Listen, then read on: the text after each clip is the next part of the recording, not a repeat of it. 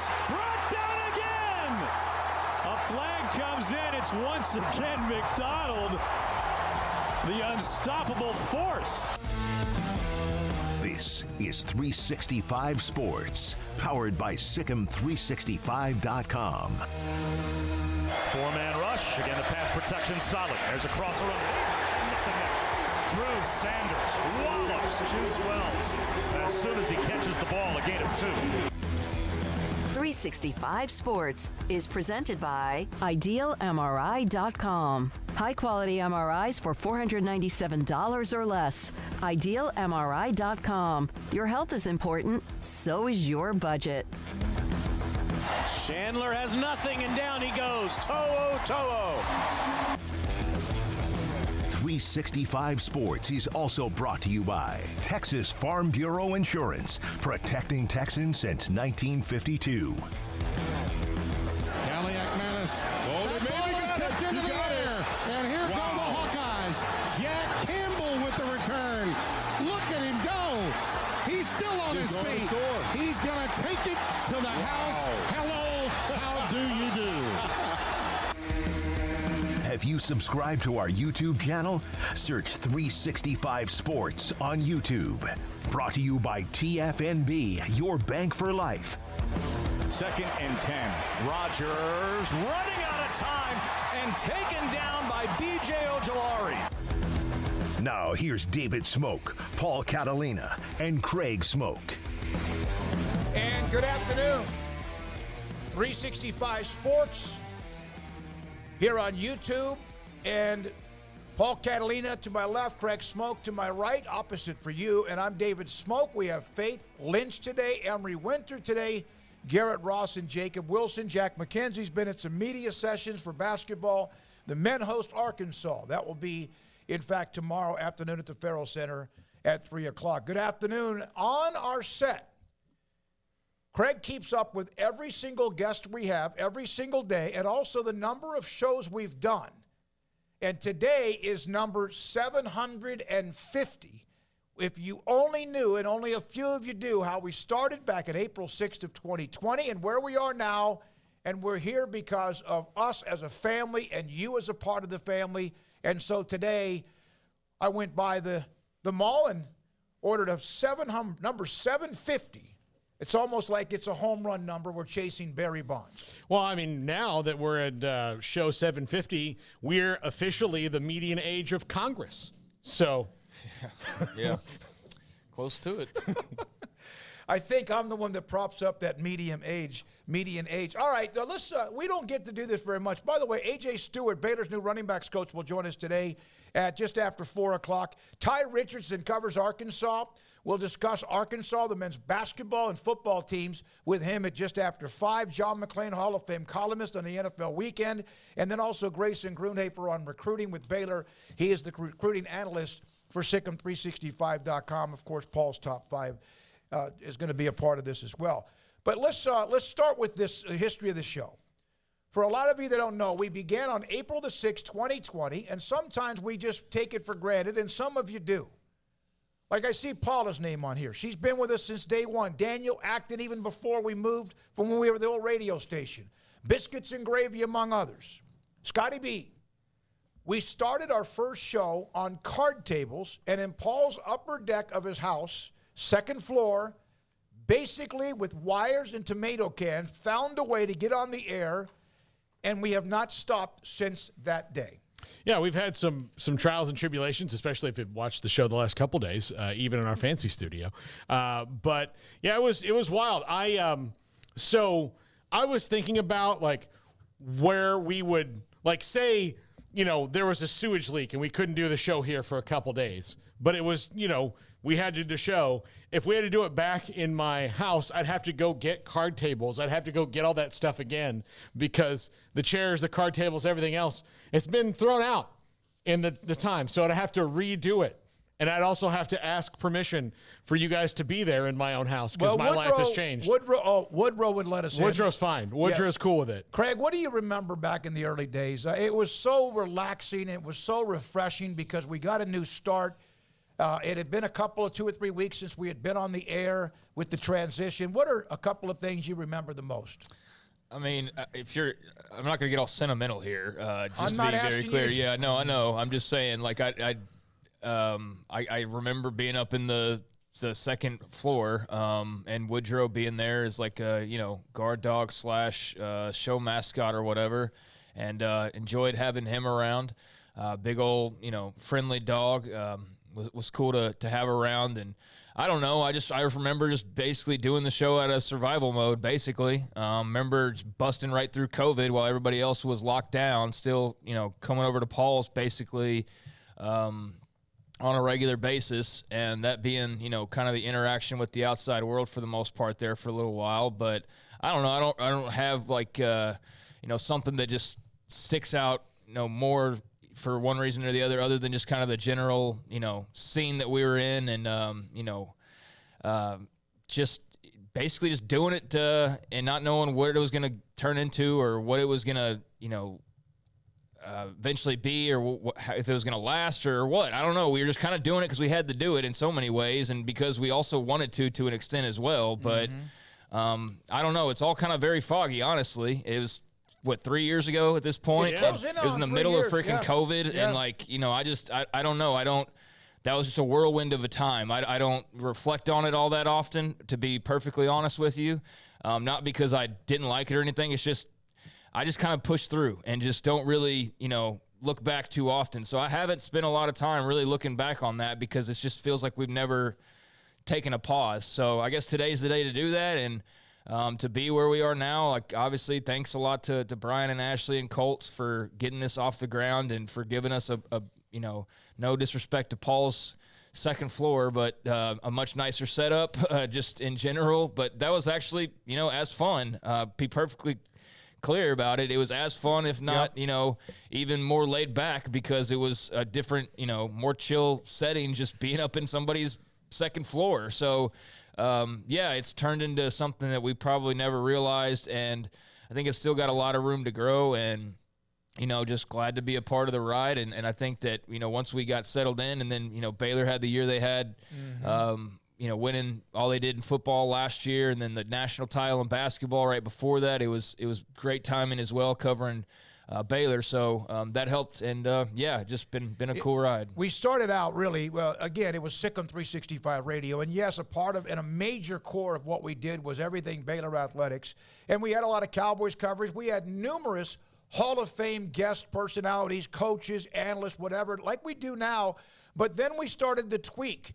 We started to see the numbers and the interest in what we did full throttle with college football. We still have the other segments, but it's how we've grown. And then the Texas OU story in July 2021 brought a lot of you to us, because you were not sure where your school was going to be, and we weren't sure where we were going to be as far as what conference or coverage or whatever. And everything's kind of worked out for everybody involved, and here we are on 365 Sports. We changed the name 365. We're not on 365 days a year, but pretty damn close to it. So that's where we are. Now, we had this discussion just recently about the top recruiting states in the country based on the class of 2023 that will be wrapped up here in about a week or so with National Signing Day. In fact, next week, I guess it is. This is from ESPN's top 300 list. These are the top 5 states when it comes to top 300 players, prospects. The two numbers are Florida with 234 top 300 players in the last 5 years. The number to the right is how many they had this year. Texas with 226 and 48. Then there's a big drop-off to Georgia, although still a very stout number. And then California, and then Alabama. So you look at Georgia, and you look at Alabama, and you look at the SEC, and then you look at Florida, and the 3 of the top 5 states in the country for recruiting are in the middle of that conference. And then, of course, Texas joining the SEC, and the numbers of players now on a lot of those rosters who are from the great state of Texas. Yeah. This is. Did you want to title the graphic "Great News for the SEC"? Because that's what it could be. I mean, they could that all the best prospects are in their region, and that's not a surprise. I think it's because, and I wonder, I don't know where it would have been 10, 15, 20 years ago. I don't think Georgia, and I know Georgia's had talent, and of course Alabama, But I wonder if the pure passion and also the success of the football in the South has also created even more commitment, passion, and people interested in playing the game, young men interested in playing the game more now than it was even 20 years ago. We did have a comment on that on the video that we did, and I should, if I had time, I would go back and find it. But it was from somebody in California that said football is struggling a little bit here compared to a lot of places because the interest has changed. Parents aren't letting their kids play tackle football as much, and as we know, California is one of our more left-leaning liberal places to live in the United States. So maybe that's part of it. Maybe it's I don't want to cast all of that to where you might fall on the political spectrum, but I think that's part of it. There's maybe not as much enthusiasm for football as there was. They still have a lot of great talent. It doesn't help that this was the first year that more than one school in California has been good at the same time for a very, very long time. So that probably doesn't help. It probably doesn't help that Northern California's colleges aren't that great. So there are those things that help and hurt it. I go back to one thing, though, when you compare Florida to Texas, what Charlie Strong said one time about Texas high school kids compared to Florida high school kids. And he basically said that Florida high school kids aren't as developed physically when they get in because coaches don't care as much in high school or don't have as many resources. The cities and the state doesn't care as much about high school football as we do here in Texas. And I can just tell you from living in both places, it's very true. So maybe when they get to college, they're a little bit better and have been more accomplished. In Texas, they've already done some things, maybe more ready to play earlier, but they're better when they're seniors because they haven't peaked out physically. In Florida, because they don't know about, they can't go to their high school and get a protein shake in the morning like they can at most of the places in Texas. Yeah, I mean, just go look around some of the football facilities and you'll just be amazed or dumbstruck at how, nice some of the places are around here for like 4A high schools. I mean, better than a lot of colleges, indoor facilities and things like that. So I think Texas just takes it far more seriously than a lot of people. I think that's kind of just the stereotype rings true, and I think just probably growing up because the stereotype's been there so long, the whole Friday Night Lights thing, that there really is that's like ingrained in people. But I think also Texans now turn the volume way up on that as well and like play into it. You know what I mean? Like that it's almost like if you watch like Varsity Blues, it's like, oh, how silly. There's no way they take football this seriously. And yet like people like lean into that, I think, in Texas. And so it really is like that in so many ways. But yeah, we take our football very serious here. I guess just on the graphic there, I'm surprised by Alabama. That up again, Garrett. Surprised by Alabama being that high. I wouldn't have pegged them as top 5, but besides that, I mean, yeah, that seems about right. Georgia's definitely made some progress. I would thought that they, maybe years ago they would have been like 5 or 6, but yeah, now to see them at 3, they've definitely made a move up, and then Florida and Texas just kind of seem to flip-flop 1 and 2 depending on what year you're looking at. Again, this is the top 300. This is based on ESPN, and I'm sure if there was a consensus with 247 rivals on 3, it might fluctuate a little bit. But the state or 2, I don't know who 6 is. I don't know who 7 or 10 are. But I would think you would probably still have Ohio somewhere soon after that, right at the bottom. Now, again, this doesn't mean that all of these guys hit. This is just based on the consensus, or at least the ESPN top 300. How many the last 5 years? How many this year? And other schools might have actually more players. Other states might have in the same neighborhood more players sign, but those are the ones at the elite level of the top 300 each year. Garrett, what? So when I'm looking at this and I see Florida, I think about IMG Academy, because this is a place where you're bringing, it's not a traditional high school in the sense like you have in Texas. I know you have your private schools and your public schools, but IMG Academy absorbs the best players from across multiple states and brings them in. Like Bear Alexander is a prime example. I mean, he's one of the top defensive linemen of Georgia, but he started out in Texas. So how many of these kids are from Texas, from Georgia, that end up at a place like IMG Academy where Florida is a state that's benefiting off of those numbers? Yeah. When you say it's not a traditional high school, I mean, I'm not sure what their curriculum is, but nobody's going to IMG to study astrophysics, like to get into the, they're going to IMG to get an SEC, an ACC, a Power 5 scholarship in the sport that they're playing in. That's why they're going there. So it is very non-traditional. What is the point? Like, what is I mean, I get the point of IMG is like basically a polishing school, but I mean, is it the tuition of the people who aren't going to be NFL and NBA stars that basically just float this entire thing? Yeah. I don't know if I'm sure I've told this before, but I went back to my high school 5 years ago for my 20-year reunion, and I land, and I hadn't even looked at the game we were playing for the homecoming game, and I said, who we playing? And they're like, oh, IMG. I was like, for homecoming? What are you, nuts? Like, how are we even on their schedule? That's terrible. Like, no. There's two. They got to play somebody. There's two of them. Yeah. IMG Blue and there's IMG White. And IMG White is kids whose parents apparently think they're going to play for Alabama, but they might get to enroll at Alabama, but they will not be allowed to touch shoulder pads.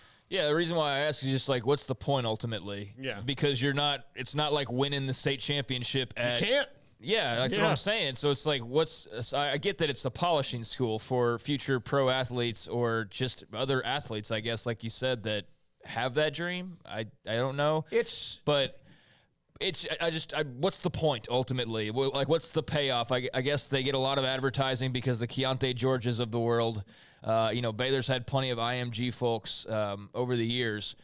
So yeah, I was curious about like what's the end game really? It's there? a prestige, and it's also hooking a up football agents factory. in the future. You remember? You're young enough. No, I know what it is. No, I'm trying to give you an example. Remember Evangel in Shreveport? Evangel in Shreveport was a tiny little school. Then the next thing you know, they're a football powerhouse. I mean, beating anybody for the most part. And it's kind of a little bit of how that developed. And eventually they kind of were neutered in IMG academies in a state where it's allowed to happen. But Evangel was winning state championships. Yeah, they were. The IMG can win a national championship, I would think. Yeah, But again, right. The national championship to me in college and high school football without a playoff system, I guess they think it's like the college playoffs or college top 25. It's all about prestige. And I know they go play like an all-star schedule most of the time, so I mean maybe that's it. But yeah, I just wonder what like the whole purpose really is, because you're right, Garrett. There's a lot of guys from Texas that go there and play football, and I guess that Florida would get credit for those guys, or from Georgia or wherever. And I don't know how much better. I mean, we probably need to ask one of those like Keontae George the next time of how it made you better. But it almost feels like when you bring it up, it's almost like taboo in so many ways too as well. So I mean they churn out a good number of those invite and get on, and then churn out a lot of those blue chips. But yeah, those numbers are a little skewed because of reasons like that. 7 of the top 50 recruits, based on at least the page I found in Florida, 247, 7 of the top 50 players in Florida went to IMG Academy. I don't know if that's a nice number, a good number, because you have an amazing talent down in the Miami-Dade, Miami and Fort Lauderdale, Bradenton, Tampa, among some other places around the state of Texas. So there's that. Thought we'd bring that up today about the top 5 based on the last 5 years. I would love to. I'm going to contact the author and find out, is there a way to go back to 1975? To 1995, to now 2023, and see maybe who would have been the top 5 back then. I would have thought that California and Ohio would be more involved back in the day. California's down where they are now, which for some, you're talking about per capita. Pennsylvania, maybe? Pennsylvania, yeah. And Louisiana. I think bang for your buck. We've discussed that with Louisiana and what they've done, too. Now, Miami is looking for a new offensive coordinator. Josh Gaddis out. He was at Michigan, did a great job there, went to Miami. Brandon Marcello, we've had him on the show, national college football writer. He's out after 1 year on the Miami staff. This is kind of late in the process. We're seeing coaching changes, but why now? Why is he out now? I don't know. I mean, you've got the next signing day coming up, and Miami, lost. They're one of the schools that lost, one of the 2 schools in Florida that lost out on Jaden Rashada. And so quarterback, maybe, trying to get a different quarterback in there, trying to attract more quarterbacks. I don't know. Josh Gaddis was the Broyles Award winner a year ago, so either everybody whiffed on giving that to him, or you can't just in a year change things, and maybe he's just not a fit. Maybe it's not a fit for what he wants to do and what Mario Cristobal sees the future of that team being. And, look, much like, Dave Aranda did with Larry Fedora after year one here, when you kind of get down to it, Larry Fedora is a very accomplished coach. I mean, he's done a lot of things, but it wasn't the right fit. So if it's not the right fit, go ahead and let him go. And here's the other thing. But that happened immediately. It did, yeah. But, and maybe they tried to, go through and break down how they're going to approach next season. And after a couple of months, it just you kind of hit the wall. Plus, look, Michigan, the good news for Josh Gaddis is his old job is open again. So he could probably go right back there, and maybe that's what Jim Harbaugh will do to try to, keep the wheels on the bus up there. Yeah, it's strange to see, a guy who came in so, prized because of the year he had prior to already be out. But, I think you look no further than Mario Cristobal. I mean, that's where you're going to have to start looking as far as, Miami making these changes. Last year is supposed to be this grand year of, off-season acquisitions, and now the big one that they got at OC is gone after a year. The big quarterback prospect they got never even stepped foot on campus as an actual official, student athlete. And so it's just kind of weird how, that hype, you talk about all that off-season hype, and we're about to be right in the middle of it. Everything's going to be great. Every hire's perfect. Every recruit's going to be awesome and all of that. And there's a lot of just noise, and there was a lot of noise coming from Miami last year, if y'all remember. A whole lot of off-season noise. I feel like that's 2 off-seasons in a row, actually. There's been a whole lot of noise, and ultimately it's just static. It's just annoying, high-pitched static. So, I don't know who the prime candidate to come back in would be for Mario Cristobal. I don't think he's in any danger, so it's not like he's sacrificing a coordinator to appease the masses, but I do think there's element of something's got to change and something's not working right, and certainly Mario's not changing. So, Gaddis is out, and that's interesting, and not a total shock, I guess, just because it's Miami, and I just kind of assume that there's, not everything's going to work perfectly, but, very intrigued by what, pivot they make now on offense, because they were not a team that was really all that interesting last year. I mean, they really weren't, especially given how much they had been, talked up in the offseason. Was expecting a lot more Miami, and they were, basically a non-factor in the grand scheme of things. And Florida State was the team in the Sunshine State that took all of the headlines. So, I mean, they're in the midst of a sea of change. Cristobal was the guy.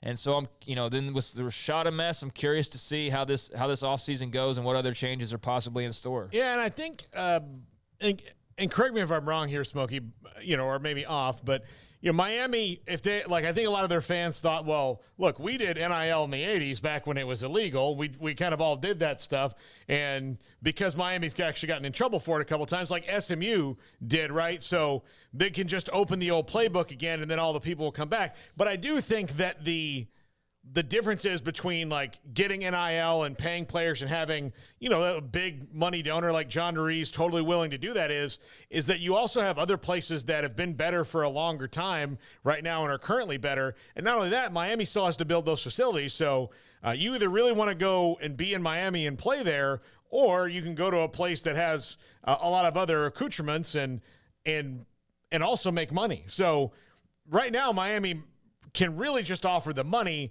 and not maybe the total experience. So if you're trying to recruit with Georgia and Alabama and FSU and all these other places, and FSU's just now building their new one, but Auburn and the places in the SEC, LSU that have fantastic, glorious facilities, and the money's about the same, well, where are you going to go, right? Yeah, no, you're right. It just seemed to me kind of late in the process, but there is nothing late in the process. As Dave Aranda, just 2 weeks ago, Stewart was announced as the running backs coach, and he's going to join us today. So it's just always fluid. The NFL learned, and college football, I don't know if they fell into this or it just happened, but the NFL, the transfer portal and NIL really kind of made this now almost a 365-day-a-year sport in college football too. It was that way. The NFL said, okay, what are we going to do this month? Oh, college football wants to shut down somewhere in the middle of December? will take this month too, and their weekends.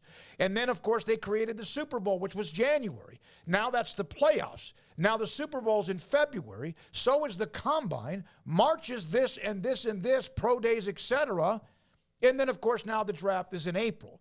The schedule release is in May. Mini camps in June. And they've just basically gobbled up all the months. The college football is getting very much to be like that also. A name of the past. Some of you may not remember this because you weren't old enough to watch the games on CBS. Billy Packer. He was the color analyst and one of the voices of college football, especially, of course, when I was growing up, and for a long, long time. Eventually, Len Elmore, Clark Kellogg, and others. And then, of course, Dickie V started coming around with ESPN. He's been around for a long, long time. Jay Billis, who was on with us yesterday. Billy Packer passed away. Here's a family portrait and picture. Beautiful scenery in the background. Beautiful family. He passed away. He was a no-nonsense, tell it like it is, sometimes rub people the wrong way, but he was not one of those by any means that was a cheerleader. He was truth serum. Some didn't like it, but he was the voice, the color analyst of college football for many years. Basketball, for many, many years. Yeah, Billy Packer he was good on TV. I think that sometimes it gets lost in the shuffle when people don't like a guy or he's controversial and can be a bit of a flashpoint, but he was really good on TV. He was, and you know me, Smokey, I don't mind when commentators are hard on players, like as long as it's fair. But sometimes even I was like, dude. No, he was 19. But he was really good, and he and Jim Nantz were really good together on the Final Four, and he was kind of one of the voices of college basketball for most of my life. Yeah, I don't have a lot here. I mean, I was wondering what that noise was, Craig. Okay, so Billy, I don't really have fond memories or anything that stands out to me about Billy Packer. But I mean, I remember watching over the years and all that, and sad to hear the news. So unfortunate for his family, but yeah, nothing like stands out. I mean, I remember hearing the name constantly and listening to games, but I don't have that the same way I do with like a Brent Musburger or some of the others that I listened to growing up. But saw the outpouring of support and unfortunate news, and seems like there's one of those like every week or so, almost now at this point that we're talking about. So yeah, rest in peace. Garrett, did you get my email? Did you? Will you check your email inbox if you don't mind? There's something that somebody put up on Twitter. Paxton shared this with us on the text line. I just happened to see it earlier today. That again, today is the 27th. I believe one of the great the great days for me on January 27th was Washington won their last Super Bowl. 1991 Super Bowl 26, I believe, was on January 27th. But today, with what Mack Rhodes, what Brett Yormark, and others have been saying about the Big 12 schedule coming up before the end of January, the question, and Paxton shared this. This is a guy that from the blue and gold, he does cover West Virginia. Neil Brown on the Big 12 opponents.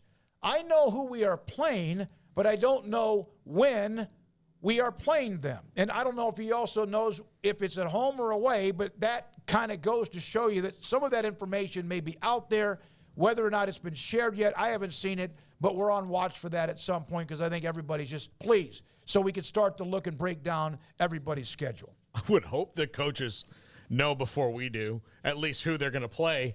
You know, I'd be kind of, if I was any coach in the Big 12 and I found out who we were playing the same day that anybody else could, I'd be like, hey, you know, you could just hold us like a day before or so. But yeah, I would hope so. You know, I would hope that there's at least a little bit of coach input, not on who they're playing, but on logistics of schedules so that you go, okay, hey, what do you think about this as we try to do this thing for maximum 2 years and then move on? Yeah, I know. It hopefully at some point, either sometime today, I would think not, but for sure we hope Monday, which will be great for Monday to break it all down. Bear Katmick, Packer and Al McGuire were absolutely priceless together. Yes, they were. They were like the first rock star college basketball analyst. Al McGuire, former Marquette coach, who also passed away many years ago. So that was a part of the greatness of college basketball. One of the things about Packer, to go back,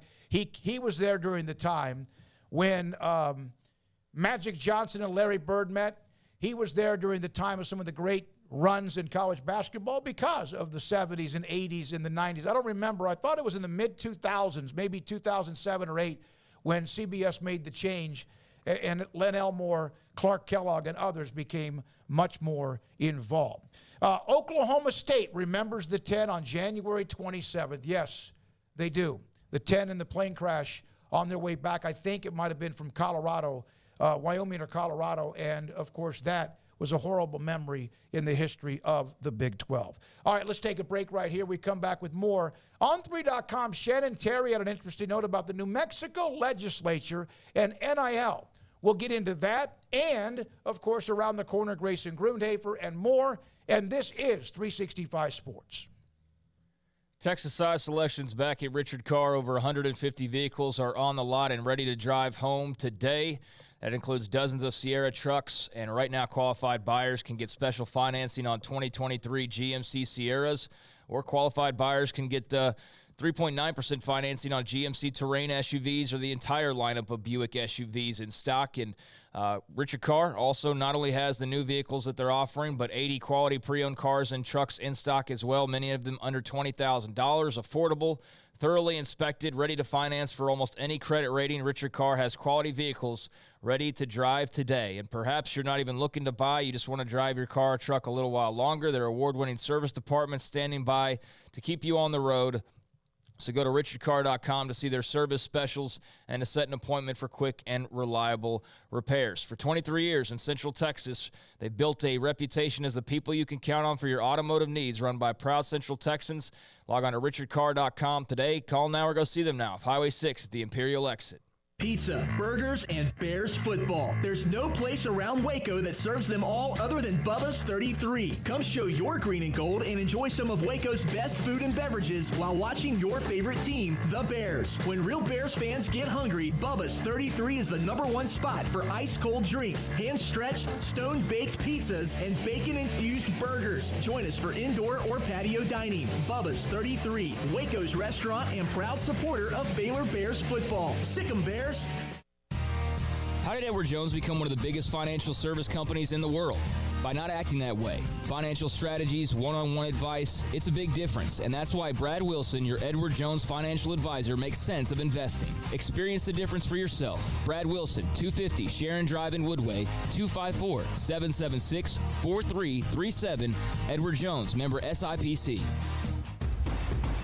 Hey, this is Bryce Petty, former starting quarterback and two-time Big 12 champion, and I know firsthand the importance of being in top shape both on and off the field. So listen up, men. If you're feeling beat down day in and day out and looking for that high-performance edge that separates the men from the boys, then look no further than the Petty Clinic Low T in Waco. Petty Clinic is a comprehensive men's healthcare clinic with an atmosphere catering to men. Board-certified Dr. Kent Petty has a special interest in offering the highest quality medical care to men of all ages. Some of the services offered include screening and treatment for low testosterone or thyroid, infertility, high blood pressure, diabetes, high cholesterol, sleep apnea, while offering comprehensive wellness exams and complete men's health lab panels. High performance men, remember, it's not just a Petty thing. This is Bryce Petty, encouraging you to reach out and Google search Petty Clinic Low T or go to pettycliniclowt.com and get your complimentary lab screening today.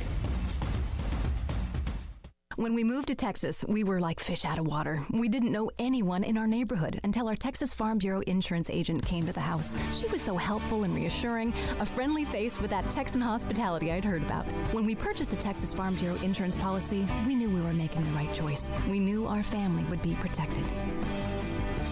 Stop by and see our agents at one of our 3 McLennan County locations.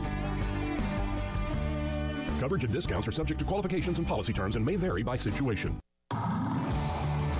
Waco Custom Marketplace is your hometown grocery store with a full-service butcher shop and bakery. Hi, this is David Smoak.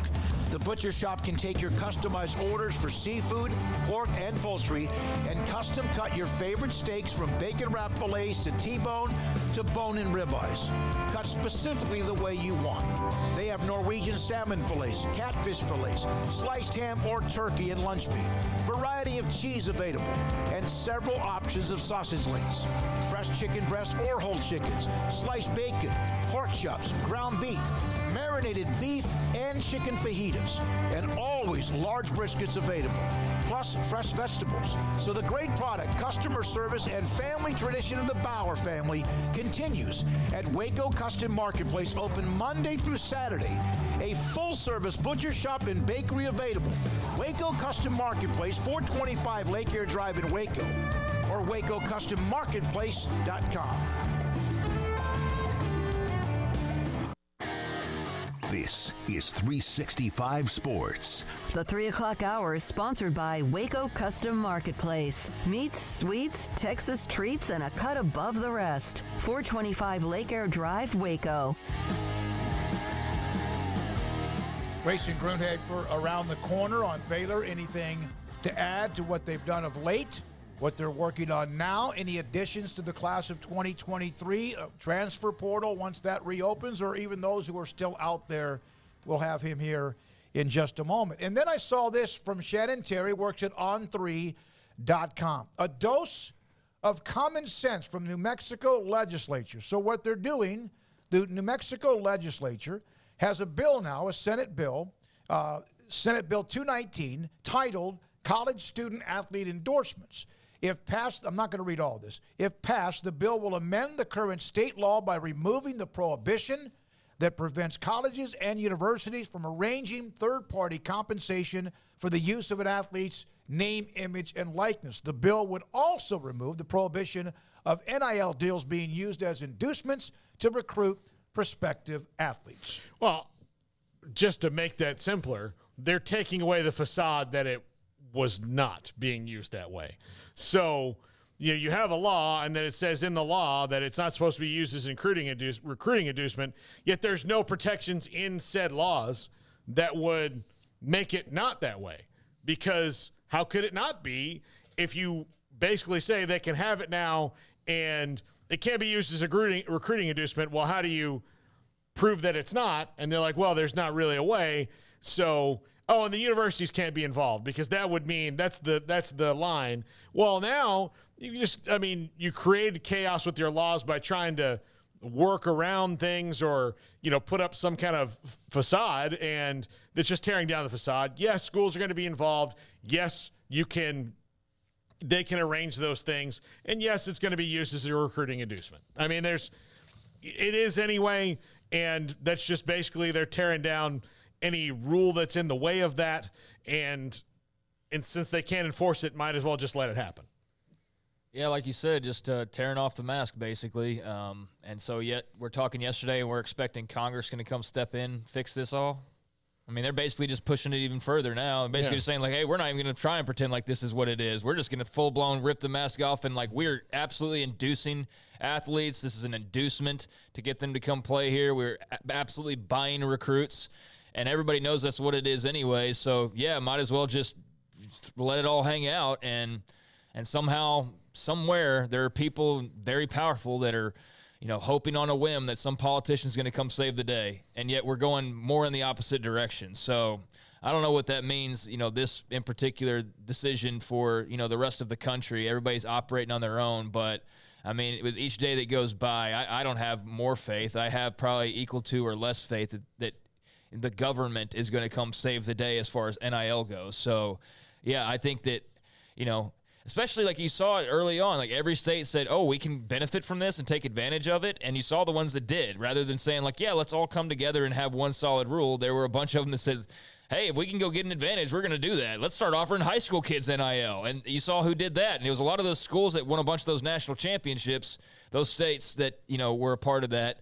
That we show the graphic of the whole part of that country that's winning all the time. A lot of those were some of the first ones to be like, let's get high school kids NIL. And, people, when they have an advantage, aren't going to relinquish that, or they're going to take full advantage of that advantage. And I think that every state's probably going to do that to some extent. And there will be some that tap the brakes just out of ideology or, whatever their political situation might be. Maybe it's more to their benefit and their constituency to be a little bit more conservative when it comes to, full-blown NIL for everybody. But, it's not getting put back in the box. It's more and more is leaking out. And I don't know what the dam being built is ultimately going to look like, if that's even going to be possible at this point. Well, I mean, the other thing, I don't think we've ever mentioned this, and Craig, you kind of get touched on it there.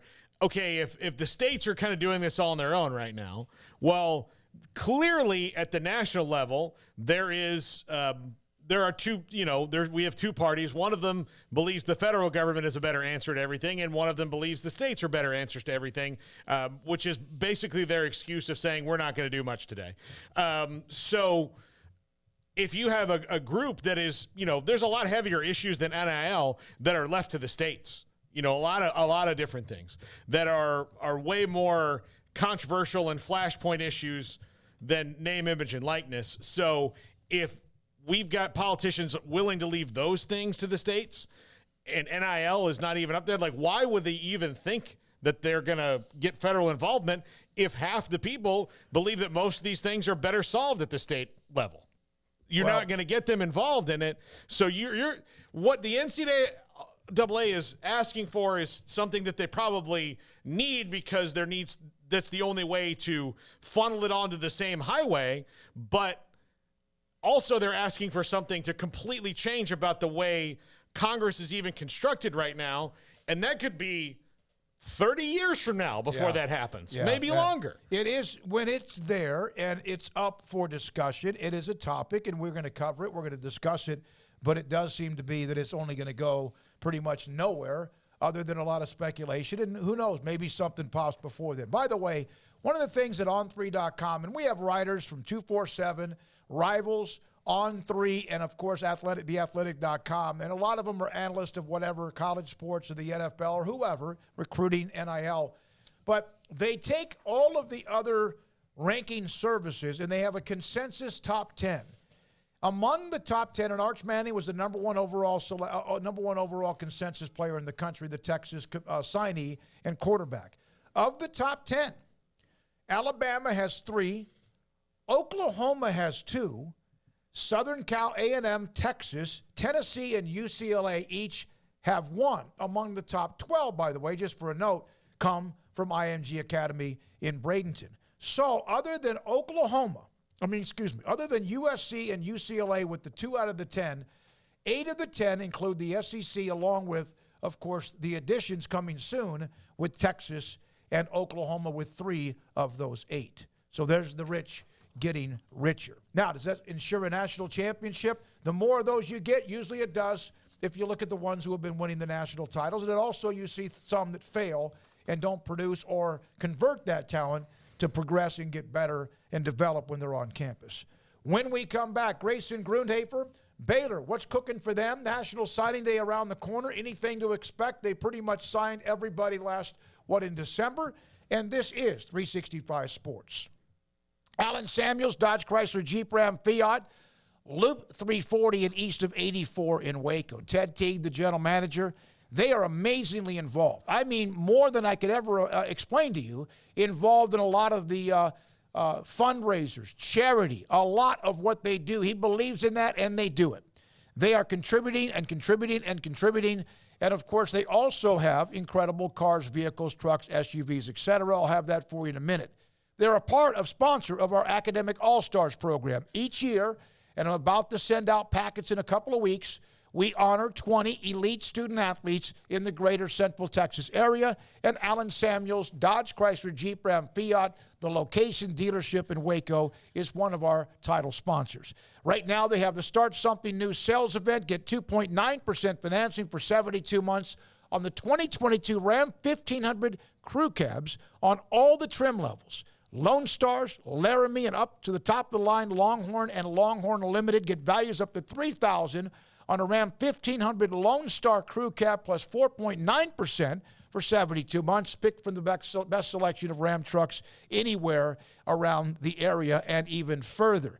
Also, the Start Something New sales event includes $2,500 in total values, 1.9% financing for 72 months on all the new 2023 Jeep Grand Cherokee Limiteds. Rebates available. It's filled, the inventory, the car lot. They have cars, trucks, SUVs, Ram trucks. Alan Samuels, Dodge Chrysler Jeep Ram Fiat. The Start Something New sales event continues. From the first workout to the last practice, sports is an incredible challenge. Hi, this is Dan Ingham with the First National Bank of Central Texas, and we're proud to support each athlete, every parent, and our educators.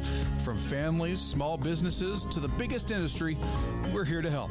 With remarkable products like First Free Checking, we've got banking ideas that fuel big dreams. The First National Bank of Central Texas. Familiar faces making local decisions. Member FDIC, Equal Housing Lender. At Ideal MRI, we feel blessed to be a part of the Waco community. We're a small family business right here in Central Texas, and our goal is to bring down the cost of healthcare while maintaining high quality. At times like this, the cost of healthcare has never been more important, and unfortunately, significant illnesses and injuries still occur. That's why Ideal MRI is open and here to serve you through the difficult time. We offer premium MRIs just like a hospital with state-of-the-art technology and specialists, but you'll pay less. Sometimes thousands of dollars less, whether you're using insurance or not. At Ideal MRI, we accept most insurance and there are no hidden costs, even offering financing if that's needed. Everything included in the price, and you'll not get something as a surprise in the mail later on. If you need an MRI, ask your doctor about Ideal MRI. They'll know. You can schedule an appointment safely from home online in minutes at idealmri.com or give us a call, 833-IDEAL-MRI, idealmri.com. In the market for a quality metal building? Since 1943, Pioneer Steel & Pipe has helped Central Texas residential and commercial customers with metal building design, panel options, building components, and trim options. Pioneer Steel & Pipe's residential line is energy efficient, offers low maintenance, reduces insurance payments, is impact resistant, and carries up to a 45-year limited warranty. In addition, they can also help you find a metal building contractor for your project. Pioneer Steel & Pipe with locations in Waco and Bryan and at pioneersboys.com.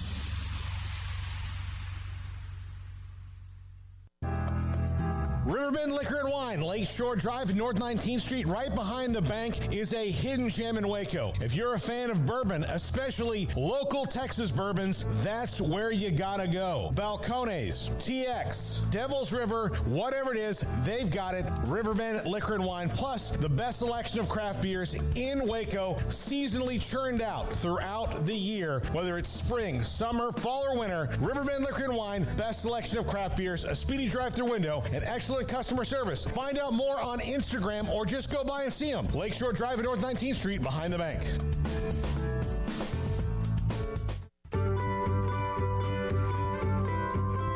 You want to know why Stonewood Dental is so successful? Listen to what happy customers have to say.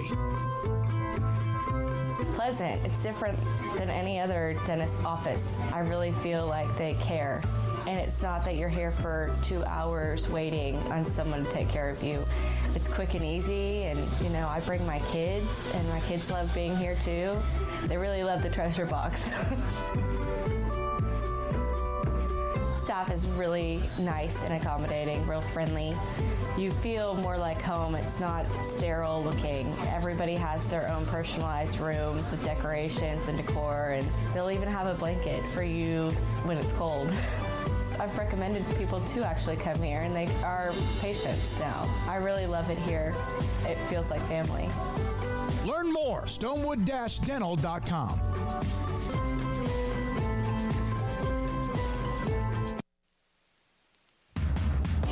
Welcome back to 365 Sports. It's time for our weekly segment with Grayson Grundhafer of SicEm365.com. Brought to you by Pioneer Steel and Pipe, where customer service is their main focus, and best in metal, steel, and pipe for large or small projects, with 2 locations in Waco and Bryan.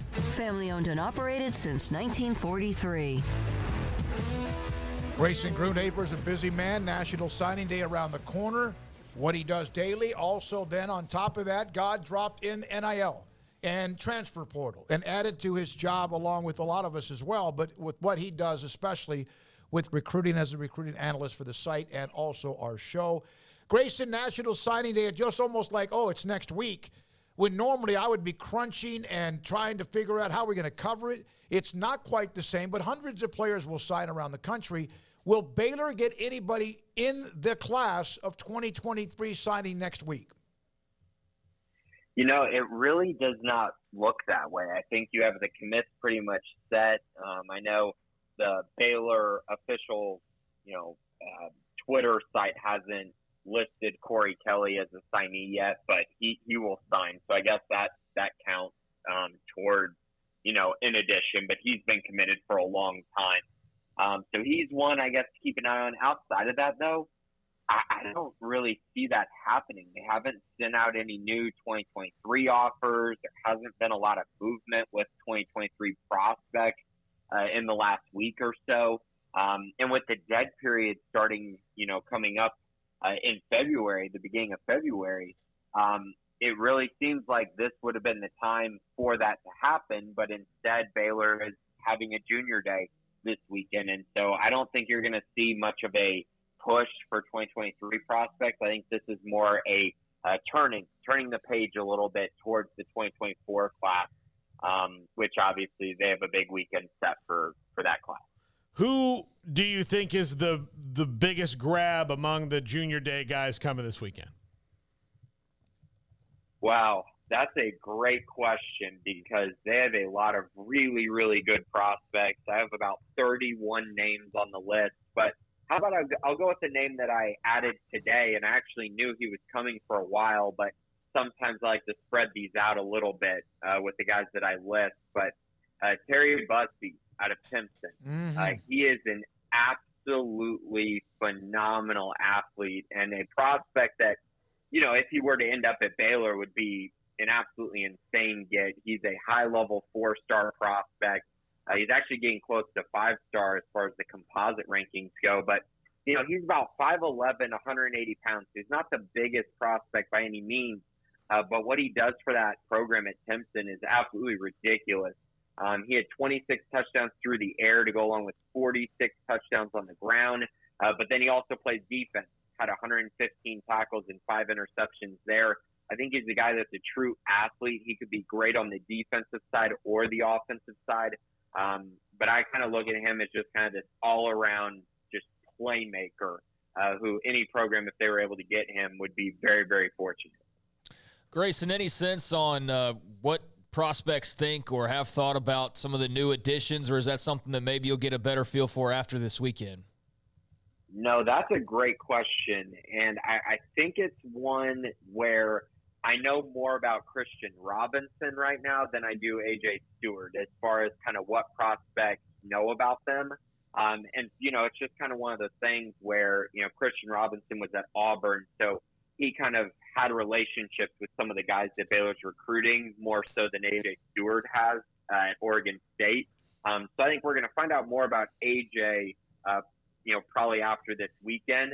But as far as Christian Robinson goes, one of Baylor's top will linebacker prospects, Anthony Smith, who's out of Jasper, he'll be there this weekend.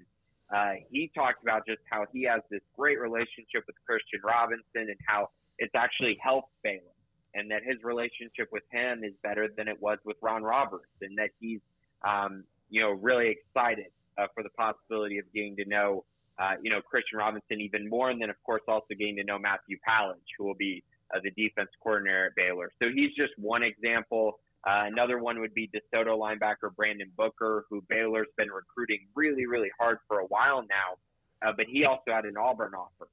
So he knows Christian Robinson as well, and so now it's just about strengthening those relationships. And but I think right now, all signs are pointing to an improvement there, recruiting the linebacker position with Christian Robinson there. You brought up Terry Bussey, and I happen to have a picture of him, and there's a reason why. Here he is. It's kind of like one of those that they designed almost like it's an artistic view of Terry Bussey. He's a dog. He's an alpha dog. And I bring that up, Grayson, because I just released my All-East Texas team. He's a junior, and he was the overall in a region filled with dogs, alpha dogs, the MVP with what he did at Timpson High School. So I'm glad you brought that up. I wanted to put up a picture of him and promote that. But, yeah, he's incredible as a player.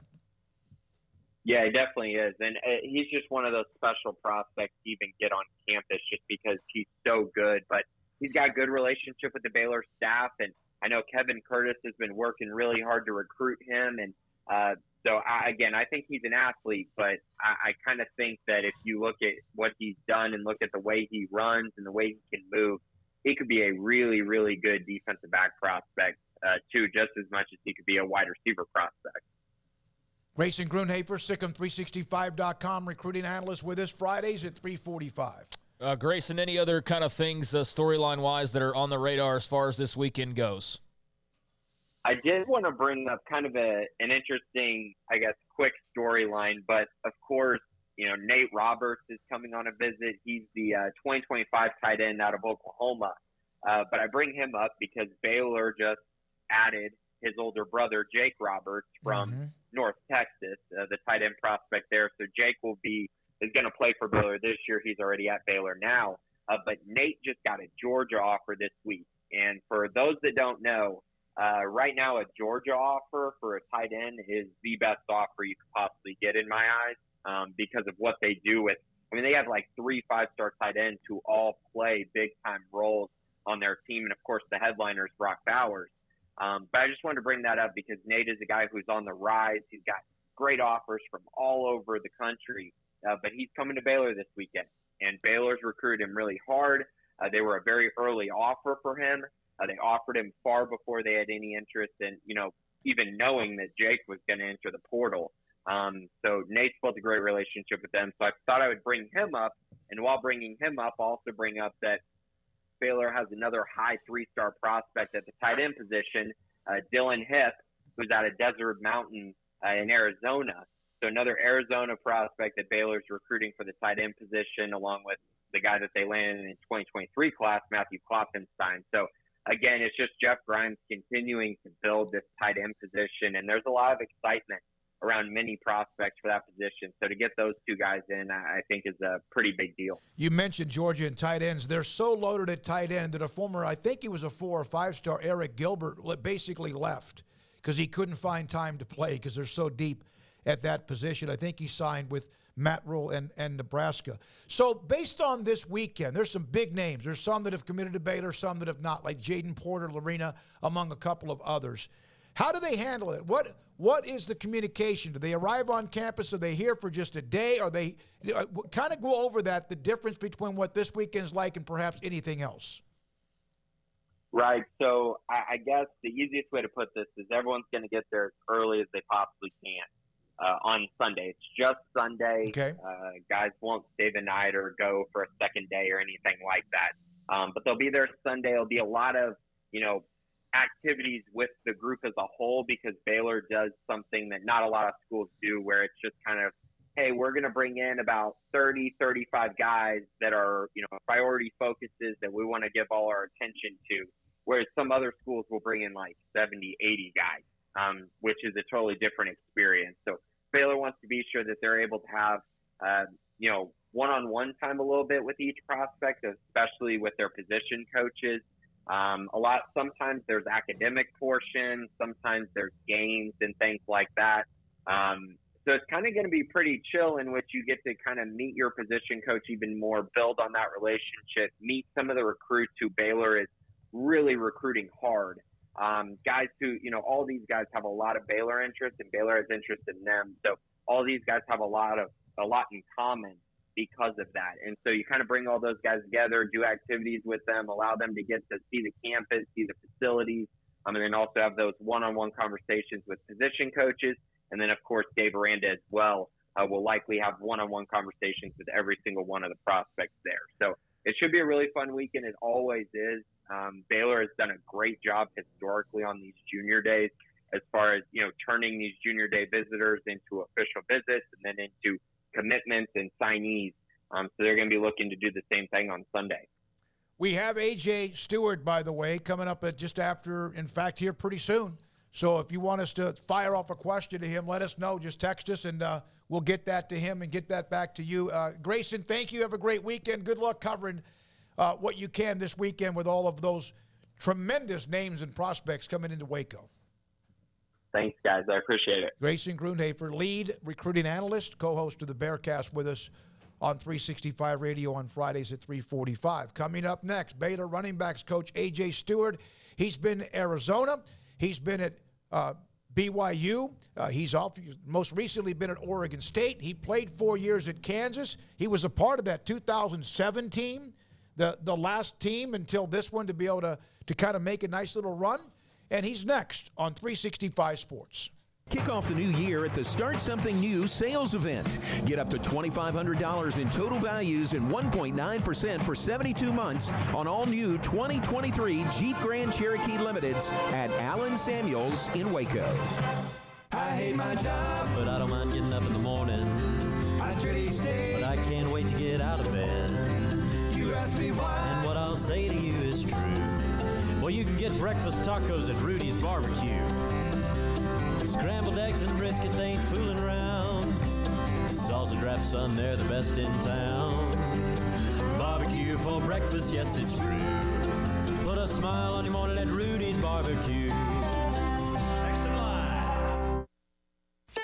Don Humidor, your home with a 48-foot walk-in humidor with the elite cigar brands from around the world, including the #1 cigar of the year, Aging Room Cuatro Nicaragua. Plus, they have the great brands like Macanudo and Artur Fuente, Rocky Patel, Aston, and so much more. CBD, great for sore muscles, aches and pains, sleep, Vita Dreams, and anxiety, mild depression, general health and wellness. Their staff very knowledgeable on the subject. If anyone is curious about CBD, ask Carol and Ashley. Don Humidor in the Townwest Shopping Center off Valley Mills in Waco.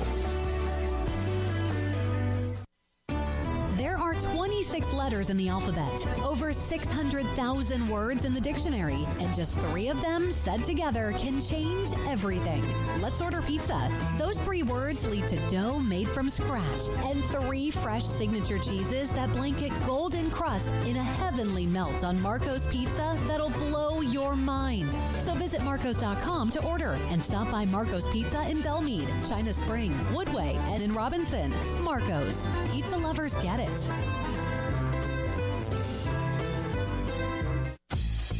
Baylor Scott & White Southwest Sports Medicine and Orthopedics, the team physicians for Baylor Athletics, diagnosing and treating all sports-related injuries, including concussions. These specialists also provide orthopedic services for athletes and non-athletes alike, whether it's knee or shoulder pain, hand or wrist injuries, orthopedic spine care, and even an arthritis and total joint clinic. Trust the doctors Baylor Athletics trusts. Baylor Scott & White Southwest Sports Medicine and Orthopedics wants to get you back in the game.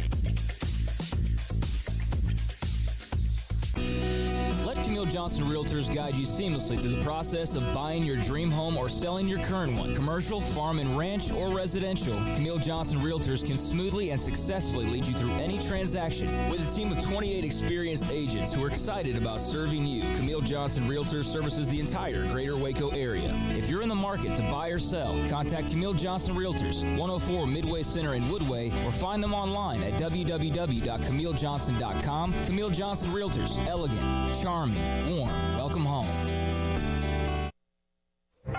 Boots add protection. Good boots help you climb better and move forward faster.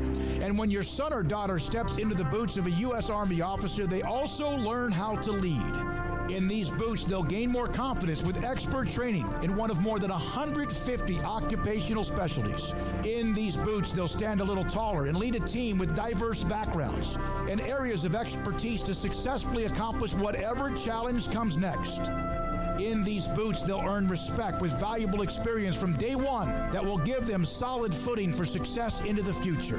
Highly qualified candidates who earn a spot on our team can receive comprehensive health care coverage, college tuition assistance, and a bonus of up to $40,000. See all the things your son or daughter can achieve in our boots at GoArmy.com. U.S. Army Waco Recruiting Company, 254-598-8131 or 254-776-1543.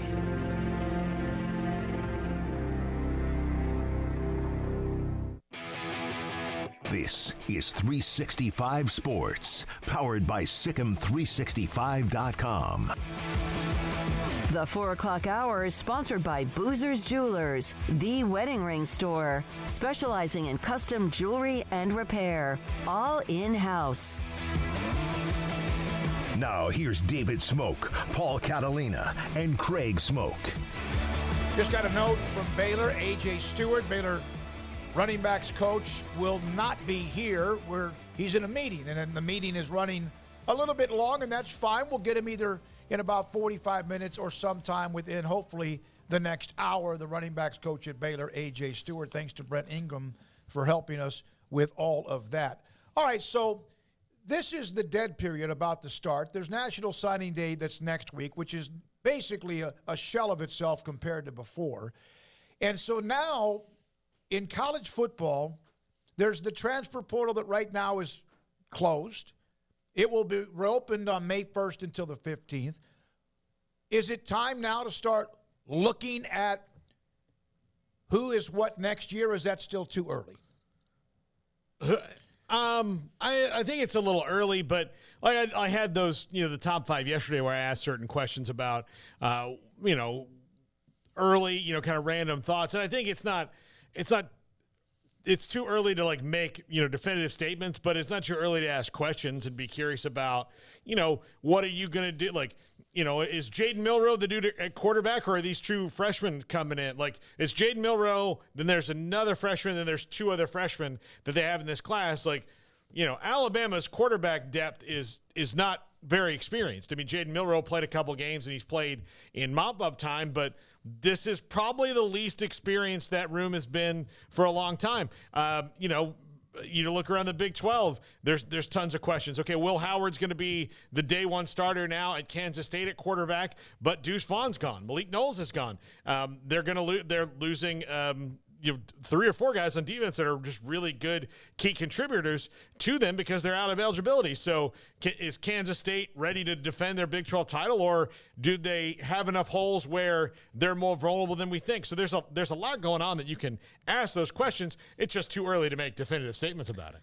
I mean, I think we can make pretty close to it, but we only have, 80% of the picture or so right now. I mean, there's a whole nother wave of transfer portal coming. So, I don't know that they'll have as many high-profile guys as we saw this last wave. So, that's not going to potentially be as impactful as what we just got done with. So I think that you think of that in that way of, it could make some changes, but it's not going to be anything sweeping that all of a sudden you're like, oh, that team's now a contender because of these post-spring ball transfers they got. I don't know that we'll see anything that impactful, but because of that, I think, you can go ahead and look at who everybody signed now, who they've already got in the transfer portal, all the coaching changes made, and get a pretty clear picture of what teams are going to look like. But there are just enough intangibles that are unanswered, or just enough, wild cards that are unanswered or unknown at this point in time that it could tip a team in a certain direction that, right now we just don't know.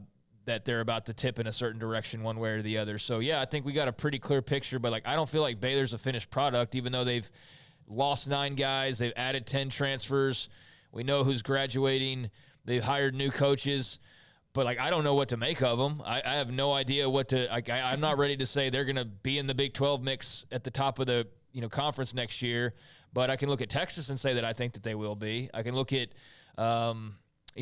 K-State and think that they will be. I have a lot of questions about TCU. I still have a lot of questions about Oklahoma. Have a lot of questions about Oklahoma State. I mean, West Virginia, I'm not expecting much. So maybe they pull off a couple of transfers post-spring where you're like, maybe that'll do something for them. But, I think that we kind of have the outlines. We just don't have the shading just yet to know exactly what a team is going to look like. But it's safe to say there are a few that you can go ahead and pencil in that aren't just like, of course, Ohio State, Alabama, so on and so forth. And as you mentioned, even Alabama has questions. Georgia's got to replace a lot of guys. So everybody's got some level, but there are teams like a Texas that so much is coming back that you can say, all right, we can go ahead and place them near the top and just expect they'll sort of hover around there this offseason. Yeah, and let me ask you a question about what he just said, what Craig, you just said.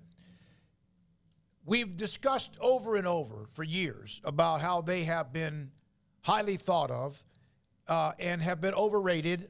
Not their fault, but those who do the rankings. Fans can be ahead of themselves, but that's for every fan base, not just them. What's the difference in 8 years ago or 2 or 3 years ago? Because this team does seem to be getting what is legitimate smoke, where all the other smoke was just possibly maybe a leaf on fire. Well, I think not 2 good seasons in a row, but I think, more faith in the coach, I guess, than they have in the past. But we heard that about Tom Herman. Yeah. I don't know if we ever really did. I mean, like, I guess no. When they won the Sugar Bowl, when they were coming off the Sugar Bowl, there was full throttle, hair on fire. Okay, they've made it past. This is. But you know, and it didn't work. You know, when I think a lot of people like maybe started to question Tom Herman is coming off that Sugar Bowl. You go to Big 12 media days and you listen to the guy rant like a wild person about random stuff, and you're like, dude, you're supposed to be pretty good. Like, you feel like you're a little unhinged here. And it started to get to him. But I don't know. I mean, like, Smoky, that's a great question. What I mean, started to get to him? Expectations? Yeah. Okay. Being the coach at Texas is as hard as it's going to be almost anywhere, because it almost would be better for the head coach had they not won in 2005, right? Because now all those people know that it's possible in this generation, because the last time that Texas had won it, it was a generation of football that was completely different than it was. And now we're at from 2005 to now, we're at a generational change in football. So those pressures get kind of big, and maybe people don't realize it because they feel like 2005 wasn't that long ago. But in college football terms, it might as well have been 50 years ago with how much has changed in the last 3 years. So, yeah, I think it's that. I mean, you're right, Smokey. There's nothing that is concrete that says that this team will definitely improve or be better than the year prior, because that's kind of been their thing. When they have a good year, they follow it up with being wildly disappointing. But it does seem like they are making good decisions at quarterback, depth-wise, and it's not just – I mean, they've made a great decision. Sam Ellinger was a great college quarterback. I think any team – Wait a minute. Was a very good college quarterback. Okay. And maybe could have been great had he been in a better situation. And I'm not talking about university-wise, but coaching-wise, system-wise, consistency-wise, using all the weapons available to him, as opposed to what Tom Herman's offense was called Sam.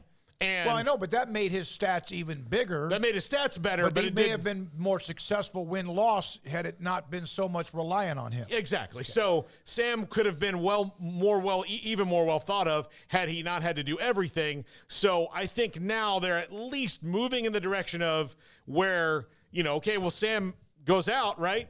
All right, well, Shane Buechele comes in until he transfers, and then you had all that just pressure on the quarterback.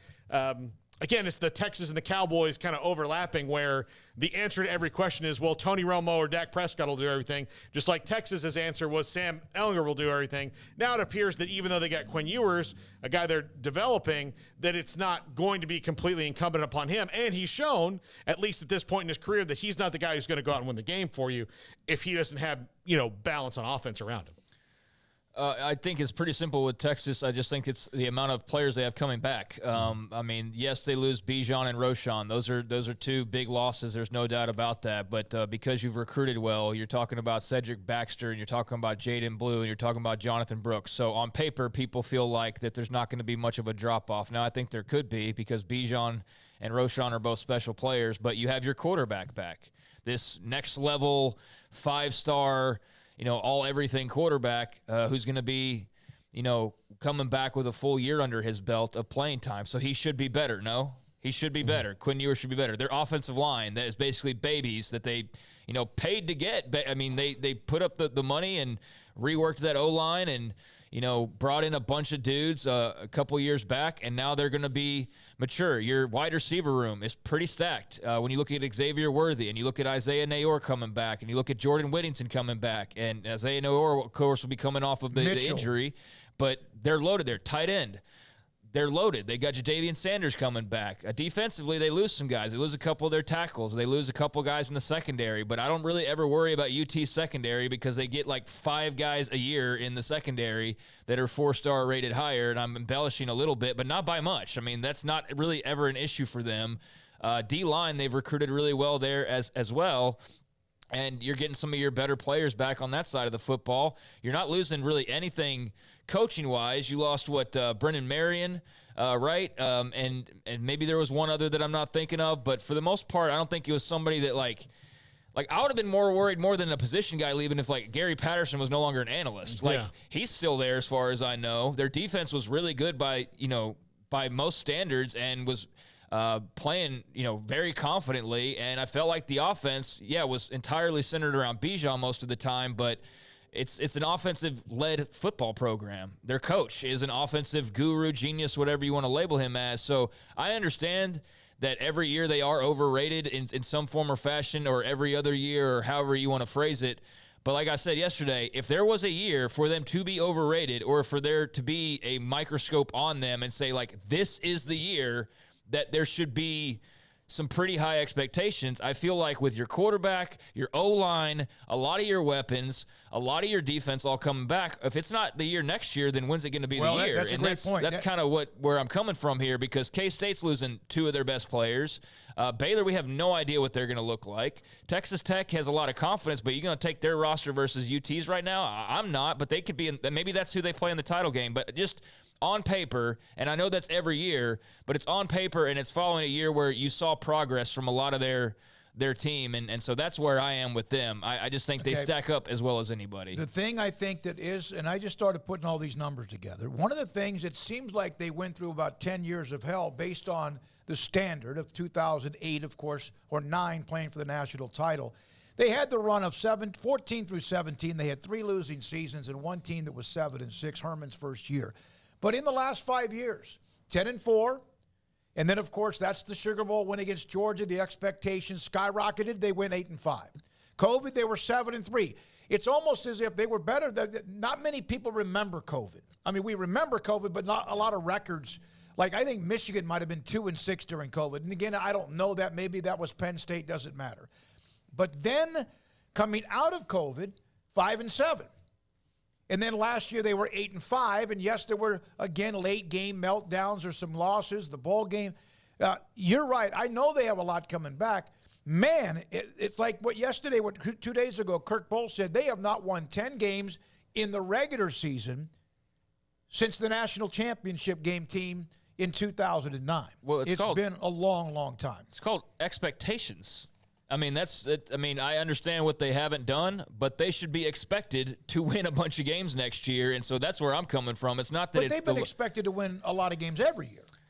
Sure, and they didn't live up to it, or they did. Yeah. That's not really my point here. My point is that, I mean, whether they lived up to it or not, that's not really the issue. The point is whether they live up to it or not next year, there are expectations. There are expectations that they are going to be expected to be right there in the Big 12. If they don't make the Big 12 title game next year, I think that's a failure. Barring some sort of major injuries with your O-line, Ewers, Whittington, Nayor, Worthy, Mitchell, Sanders, Mitch. I mean, like, what more do you need? Do you need another class of 5 stars and everybody else coming back again? But then you have to stop people. But their defense was pretty good last year. No, it was much better. That defense, to me, was why they were in a position to be dangerous, not just because they could score. So you lose a couple guys on the D-line. I understand that. But you've got a lot of players that are coming back. And, again, in the secondary, you lose a couple of players there as well. But I don't really worry. Like I said a few minutes ago, I don't worry about their secondary replacing talent. I mean, barring some guy who's like a surefire top 10 corner, but they don't have that, then, yeah, you'd go, okay, well, maybe that's going to be a hiccup. But they're not losing that. They're losing some good players.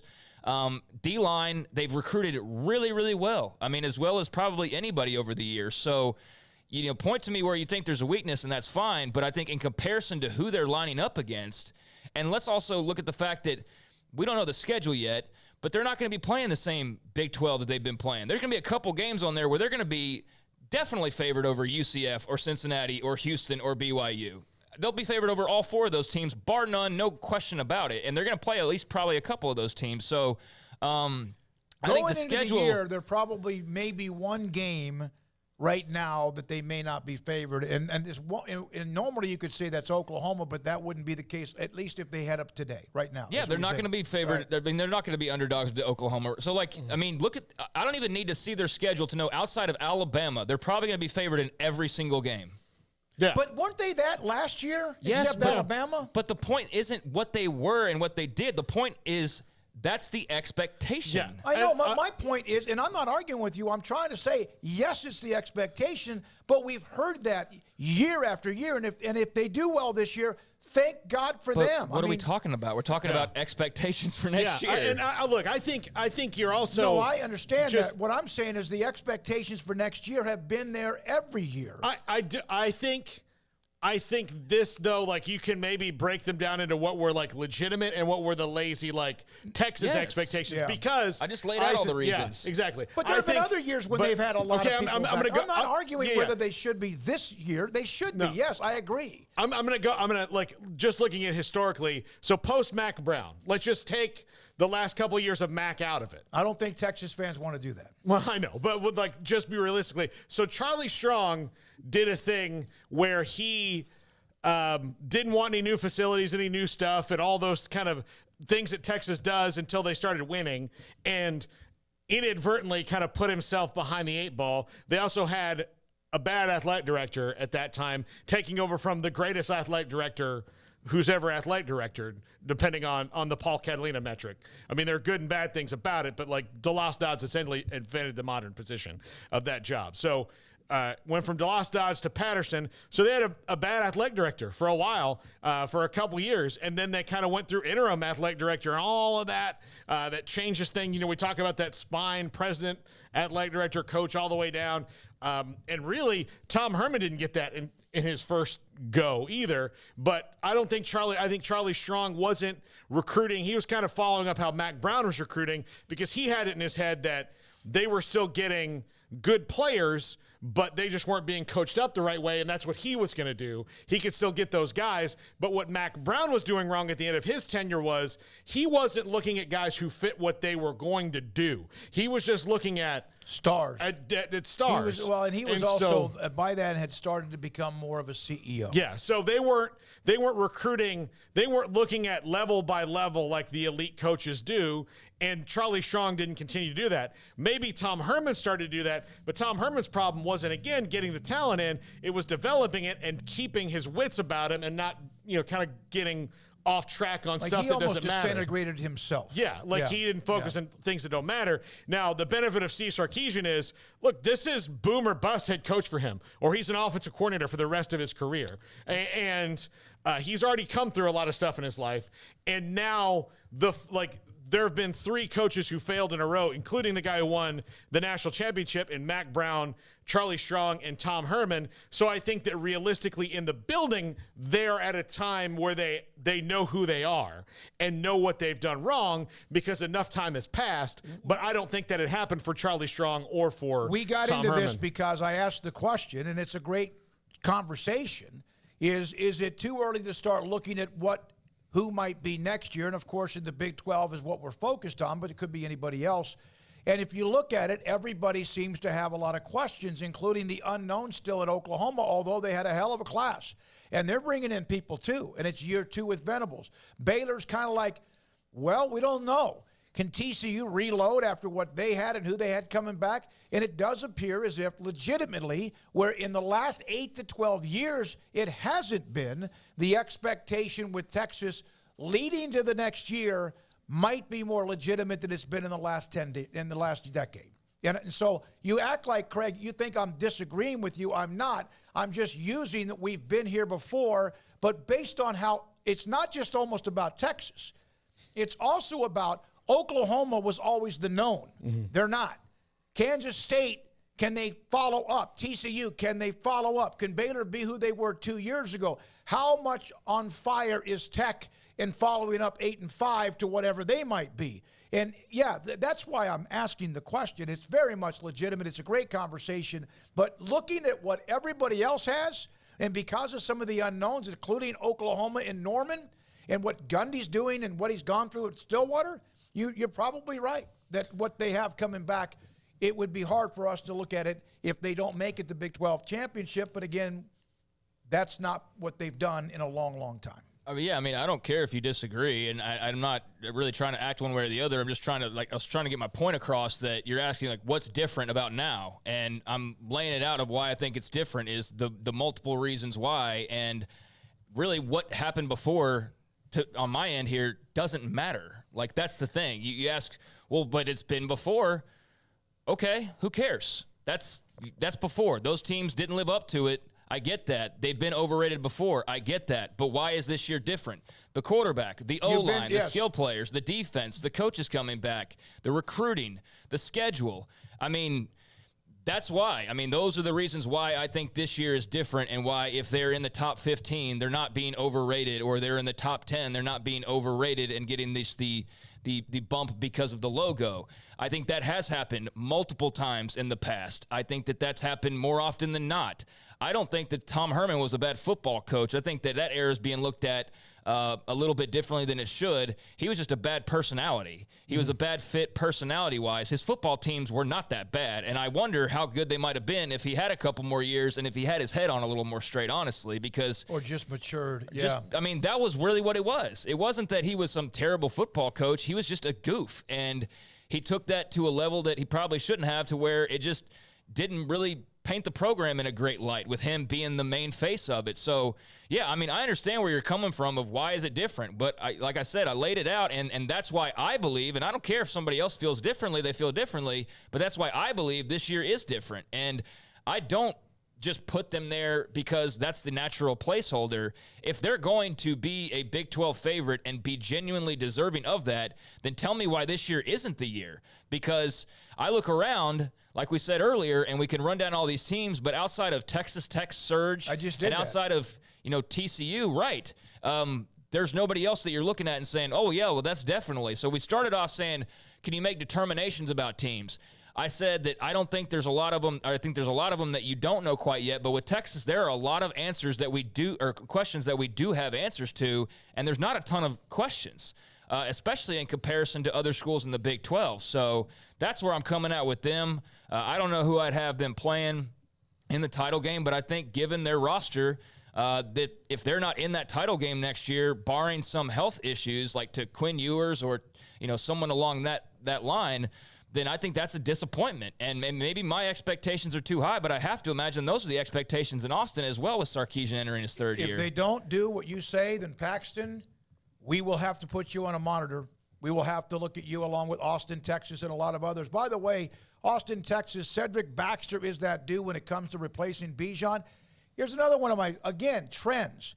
UT has always had a blue-chip, five-star alpha dog running back. Sometimes they just didn't know what to do with them. Now they appear to have somebody that does because of what we saw. But even then, they didn't use Bijan properly in some games and lost those games. But, yeah, Cedric Baxter. But they get, my God, I mean, turn around, and they'll get another one in this class, and they'll get another one next class. It's a great place for running backs, and the tradition is there from way back in the day. Okay, so they lose their running backs, and they lose two really good ones in Bijan and Roschon, but that's a position that we feel like they probably have recruited pretty well, right? Yep. Yeah. The secondary, they lose a couple guys, but they bring some guys back, but that's a position they typically recruit well, right? Yep. Defensive line, they lose some guys, but they pretty much recruit well, right? So, like, those are probably their three areas where they lost the most, and those are three areas where they've recruited exceptionally well. So if those are your holes compared to other people's holes, they're in way better position than any other school in the conference at the very least. Yeah, and the other thing that they're doing now is they are recruiting offensive linemen that stay and develop and grow. They had, in that whole time between Mac Brown leaving and Steve Sarkisian getting there, Connor Williams basically was the good offensive lineman. Well, the guy that went to Washington, who was the guy that went to Washington that was he was actually Samuel Cosme. Cosme, yeah. So but you're talking about 12 years of coaching, and or more than that, and you have two guys that anybody else would want in the offensive line, and most of the other teams in the Big 12 are like, that's your problem. Is it safe to say that there were many, many years back in the day, for years, that when UT wasn't beating somebody, a lot of times there were thoughts that perhaps because those teams beating them or who started to beat them might be kind of dipping into the jar a little bit. The NIL comes about, and they can do it themselves. And did NIL occur at just the perfect time when UT needed it the most?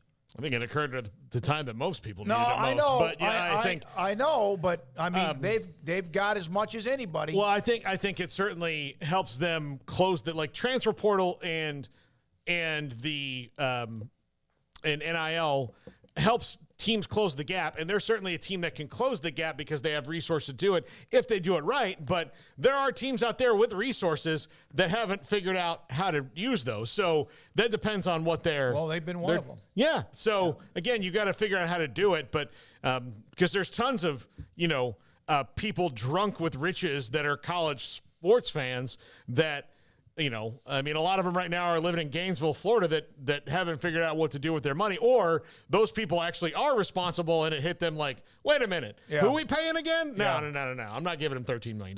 But those are the things you have to deal with. The timing of NIL with the offensive line, which they had been through a disastrous stretch, was unable, that allowed them to just absolutely secure 5 dogs, among others, on the offensive line, and now those guys are all back for another year. When we come back, I don't think it was timing. I think you can look at a lot of schools and say the timing is right for NIL. I mean, look at I think you look more so the timing was perfect for them to go enter the SEC. That's what it was. The better timing was for, because I think that's going to be the area with just having free reign to basically do whatever. That's how you're going to compete with Georgia and Alabama, because when you could kind of do that, but it was still not really all that legal. You've seen the results. They're pretty good to average to sometimes bad to pretty good to average to sometimes bad, pretty good. But I think you can now basically just buy your teams, and you still have to recruit them to a certain extent. But, that definitely favors a school who's got more money than anybody to be able to go and basically do what they want. And they're entering a league where everybody's doing that to some extent, and you're going to be in some wars, man. And so I think that it's just the perfect timing for them to enter the SEC, because if they were entering the SEC pre-NIL, no, I don't like their chances nearly as much. But post-NIL, I like their chances a lot better. Well, and make no mistake about this as we wrap this up. 3 years after they were last in the national championship game, their biggest in-state rival, not the biggest rival, that's Oklahoma, but the biggest in-state rival, A&M, went to the SEC. And while going to the SEC has made A&M just essentially a richer version of what they were, and maybe better. I don't know. They don't play Big 12 teams, so I can't regularly, so I couldn't tell you, what their station is, but they're essentially just a richer version of what they were. But that hurt Texas a lot. If it didn't, they wouldn't be going there. Yep. It might have hurt them not only with what A&M was getting, although they haven't done much with what they've had either. They've had some runs, I know. But also it allowed more SEC teams even more. They weren't coming into the state, but all of a sudden, now we're going to play in that state every year, or at least on occasion. That hurt. And then as they continue to spin their wheels, if you wanted to stay in Texas, and you could stay in Texas and play in Texas, or you could come here and play in the SEC, though, it's not like all 25 of the recruits that were going to go to, 25 Vince Youngs just walked into College Station. It's the 4 or 5 guys a year that A&M wasn't getting, that all of a sudden they were, that Texas wasn't, that even though A&M did not reach their expectations either, which is kind of a thing in football in Texas at every level, they didn't either. It still put a chunk out of Texas that couldn't allow them to get over the hump, because in 2005, the recruiting that they did to build up to that team was fantastic. And even though R.C. Slocum was fantastic. They had Vince Young. Yeah, Vince Young.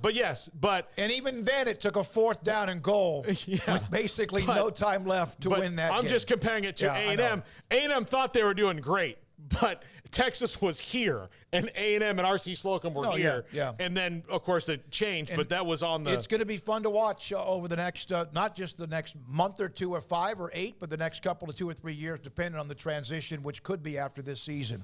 One thought on the chat room, and then we go to a break. Mark Tharp, disagree with Herman's comments. Tell me how Sarkisian is any better. Record, recruiting, not hating on Sark, but was he really an upgrade? Love your passion today, gents. That's from Mark Tharp.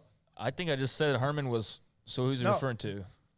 Probably me. Probably me. Yeah, he's not. Probably me. It's not really arguing with anyone particular. No, I'm not saying he's arguing. Yeah. I'm saying but you mentioned Herman as a hell of a coach, but you did too. Mm-hmm. You did too. I think he's. So I'm saying smart, he said disagree with Herman comments. That's what I'm asking. What's he disagreeing with? Yeah, maybe even someone in the chat room. Okay. Yeah, because I think that, again, Herman's he's too smart for his own good sometimes, and he cares about things that, Then why is he out of college for as long as he was? Just to decompress? Yeah, and find, he was in the NFL for a little while. That's we don't know what people have going on behind the scenes. Yeah, but going on behind the scenes. But part of it maybe is learning, and he was doing this at Houston. When the guys on the sports talk radio show say something that I don't agree with, I don't call up in the middle of the show and yell at them, because ultimately they're not making decisions for this program. I am. If I don't like it, I can always, call them privately and say, hey, let me tell you why I think you're wrong. and why it bothered me, because we're here and I just want to get, your thoughts on this, as opposed to trying to show them up and then driving around all day going, damn guys. Yeah. You got other things to think about. Bobby B, final comment. I'm a BU fan, alum. I think it all lines up for Texas next season. They finally prove all the doubters wrong, which is what Craig said really from the beginning. When we come back, we'll check in on the timing of A.J. Stewart, Baylor running backs coach. Also, Ty Richardson covers Arkansas. He's joining us in the next 30 minutes or so. In an hour, Hall of Fame columnist John McClain. The last 2 weeks he's been on Friday rather than Tuesday, and next week we'll see him, I think, at the Super Bowl in Phoenix here in a couple of weeks. And this is 365 Sports. PettyClinicLowT.com. Dr. Kent Petty and his staff can help you get and feel better. Bottom line. Right now, and it's been this way, and the statistics it's out there, it's part of the medical industry, 1 out of every 3 men have symptomatic issues of low testosterone. Maybe that's you. You say, I'm 33, that's not an issue. Have you had issues with sleeping? Your habits aren't the same. Your sex drive is not the same. You don't have the same focus. You don't have the same energy. Now, there's some other things that contribute to that, but it also could be your testosterone levels have dropped. And so why not find out if, in fact, you're 1 out of every 3 men or any of those symptoms are a part of you? 33 or 75, 62 or 54. Dr. Kent Petty, PettyClinicLowT.com, top left-hand corner, number and email. Contact them. Tell them I sent you. They will set up an appointment for you to get your blood work. They get the results, look at the results, share them with you, and if your testosterone levels are low, put you in a program to increase your testosterone levels to become the high-performance man you want to be, need to be, and used to be at PettyClinicLowT.com. Fans for qualified buyers at 5.49% for 72 with 5,000 down, cash or trade, TT and electric. See deal for details. It's the New Year, New Ride pre-owned savings event at Richard Carr with the biggest selection in years on pre-owned cars and trucks. Qualified buyers can find great deals like a 2014 Buick Encore for only $149 a month, or a 2015 Kia Sorento for $237 a month, or a 2015 Ford F-150 truck for $392 a month. Over 80 used, thoroughly inspected vehicles in stock. 100% approval is always our goal. Get here now for the New Year, New Ride savings event at Richard Carr. At Richard Carr, we give you more. What are you waiting for? Next year's New Year's resolution to lose weight, get fit, start working out? 3, 2, 1, go to Waco Regional Tennis and Fitness. If you really want to get in shape, get rid of weight or inches, you have to make a commitment to work out, and the excuses of not enough time, you're too tired or too busy. There's a special place that will change your life at Waco Regional Tennis and Fitness on Lakeshore Drive in Waco, and they have a commitment to you too. With personal trainers Christy London, Randall Corley, and Alex Bosch, state-of-the-art Cybex equipment, new weights and spin bikes, clean and spacious locker rooms, each with a whirlpool and sauna, and a staff that will know your name when you walk through the front door. Elite tennis facilities and a great tennis pro in Britt Coleman. Waco Regional Tennis and Fitness is a place you can call home, a place you can work out on your own or with 40-plus group exercise classes. It's time for you to get in shape, lose inches, get fit at Waco Regional Tennis and Fitness on Lake Shore Drive in Waco.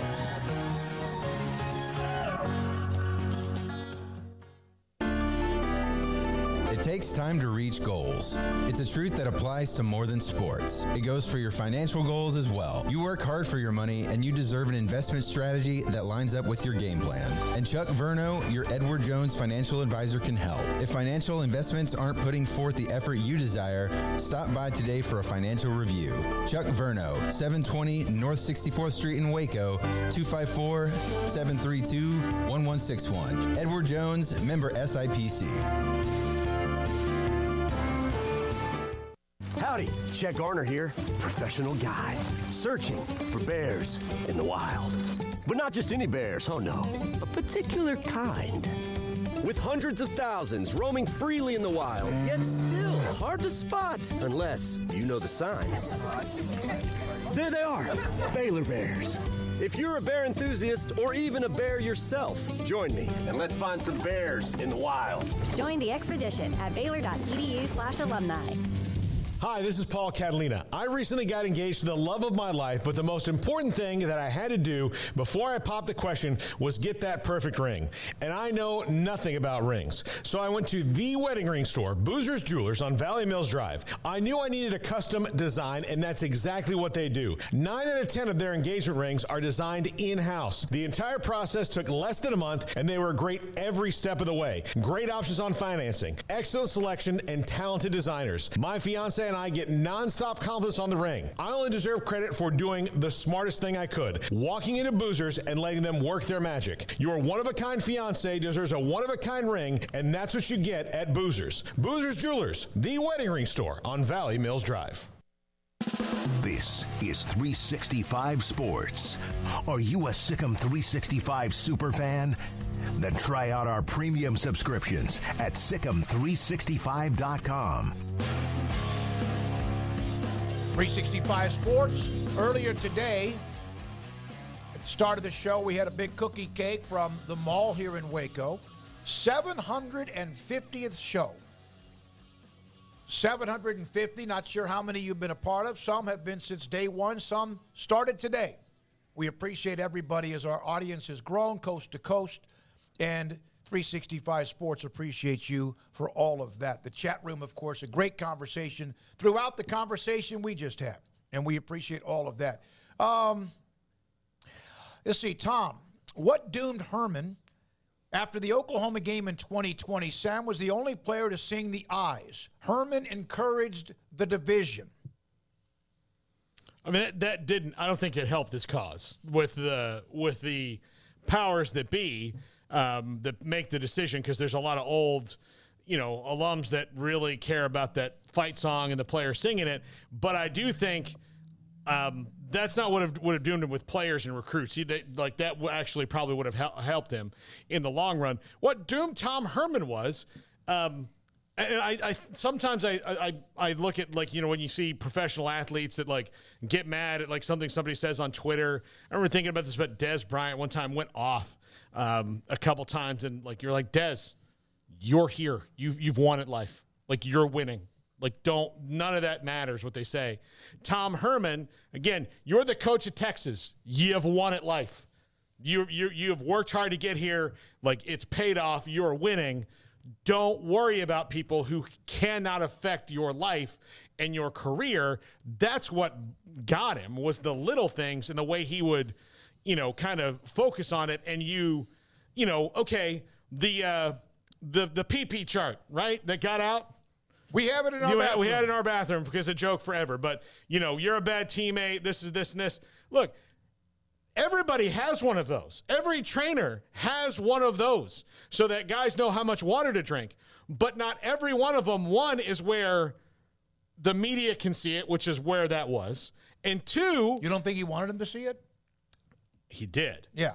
But the problem with that is it's not just a urine chart of good, bad, acceptable, which is what all the rest of them say. It had all these little snarky ass comments on it all the way down. So if that's the way you're treating people, as opposed to this is what you need to do, now that's out. And so that's out. So everything that all the little things that other coaches do, we all knew about Herman, those little things, and they were annoying and snarky and this. The other ones, Lincoln Riley probably had something like that, right? He probably has something similar of charts and different things. But guess what? We'll never know about what it is because it doesn't get out because it's not Bill our Parcells business. is the one that said, don't eat the cheese, and he had the cheese hanging from the ceilings. Austin, Texas, what got Herman losing to an average TCU team at home the week before is when UT started looking for a new head coach. Now, these are guys who were Texas fans. We appreciate your input on this, too. Yeah, I mean, I don't remember every exact reason to summarize why Tom Herman got fired, and I do appreciate the Texas fans that can fill us in on, all of the talk that was going on then. I just remember, various points of it. There was a certain guy, I may remember him by the name of Quinn Ewers, who decommitted towards the end of Tom Herman's tenure. There were a bunch of guys who opted for the NFL when maybe if the culture was a little bit different, they would have stuck around, for another year to try to make a run. There were opportunities and moments there to win a Big 12 championship, and they didn't succeed in the moments that they had in front of them. And then you had some embarrassing behavior on the part of Herman at times, the mocking of the quarterback, Missouri's quarterback in the bowl game, and just little things like that. He had maturity issues. I think that's fair to say. And so I think between the maturity issues at head coach, not exactly reaching the expectations while Oklahoma was still running wild and winning, and then starting to, see perhaps some cracks in the – I mean, recruiting was good under him, but towards the end, like Ewers, for example, you're like, okay, wait a second here. I think there were multiple factors that all added up to that ultimately being the decision. But I do think if you look back and say, he got fired because they weren't good enough, I don't think that's the case. I do think it's much more about maybe the off the field and some of the on the field more so than anything, just always an on the field decision. I think it was very clear from Del Conte's comments back then. It's the way it was being written about, that even when they were having success, just something wasn't quite right. And they, felt like it was time to make a change. And, I think it remains to be seen how it worked out for them. And that's why, again, I have such high stakes in my mind for Sarkisian and company for the reasons I mentioned earlier, because I think that, it's kind of when you need to show that. But, that the Herman situation was multifaceted. One of the other things brought up, and we have discussed quite a bit, the question was not even about Texas, but it was about, if you look at the Big 12 and the 10 teams plus the new 4, how much do you know about any of them? Houston fans know quite a bit about the Cougars and what they have, or Cincinnati fans in their first-year head coach, or what UCF is building with Malzahn. And, of course, Brigham Young, we know quite a bit because we've seen them the last couple of years about who do you really know? What do you really know? Because there's a lot of unknowns for those who have been successful in the last year or the last couple of years. One quick other note, the near fight or acting as if he wanted to fight Mike Gundy at the end of that game was also just a really bad scene. It was just another immature scene, and yet another one of those that the mistakes that he made. And there was also, somebody pointed out earlier, they mentioned the eyes of Texas. There was that to an extent, although I don't really remember him handling it all that badly. But that was obviously a controversy at that point in time. I do remember vividly that there was a bunch of criticism for how Bijan Robinson, was originally used, and in that season, his final season, on had he made a mistake because they should have used Bijan more proper. I mean, there's a million different things you can point to, but I think ultimately you circle back around, and it was just a lot of the maturity type of issues that I think added up, and then maybe a little bit of the slipping in recruiting. And misuse of others, and just not being able to get over that mountaintop that Oklahoma was residing on. So, it was a combination of things, but not a bad coach by any means. When we come back, we're going to stay right here at the 5 o'clock hour to kind of weave through maneuvering some availabilities. A.J. Stewart, again, Baylor running backs coach, had to be pushed back because of meetings. He'll be at just after 5. Ty Richardson, Arkansas, ESPN Arkansas, joins us on 365 Sports. I was on with Ty and his guys earlier today. Arkansas, the Hogs are coming to Waco for Baylor, 3 o'clock tomorrow afternoon, and Ty joins us on 365 Sports. Ty, I was able to be on with you. Thanks for the invitation, and vice versa. Glad to have you. And then I was able to listen to a little bit of the discussion after I was off for a little bit while I was driving around. So Arkansas is good. They have been at times a little bit erratic, but they are incredibly athletic and angular, and I got to feel isn't that really what they will try to do with Baylor?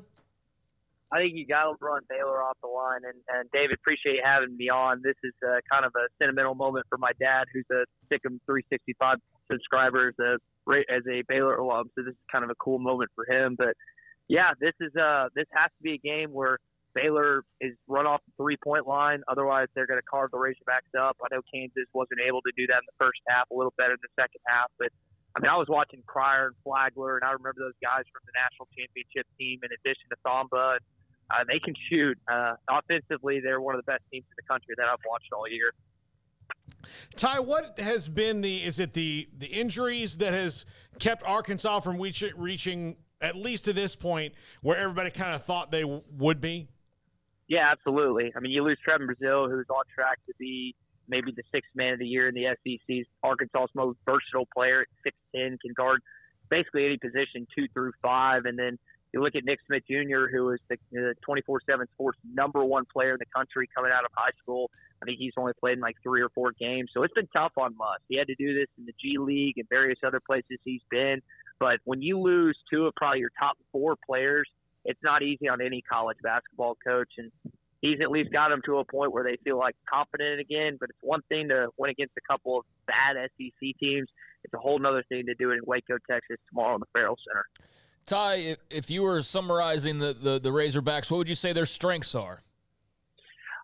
Defense, man. I mean, they get after you. That's what they've really been doing well. They've shot the ball better, but I don't know if that's a byproduct of the teams they played or if it's them getting in kind of a rhythm of sorts. But it starts with defense with Muss. You think about that team 2 years ago, and that's why I thought they had kind of a chance against Baylor. But Davion Mitchell, Butler, Teague, those guys just shot the lights out that night.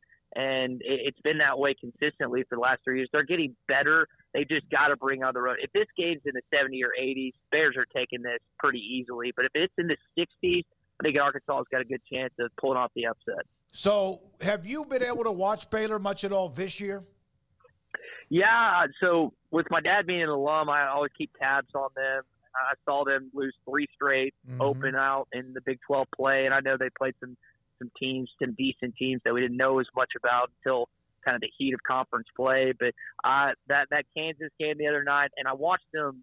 I think they beat Oklahoma. Maybe that was a 2-point win. So I've watched them a little bit.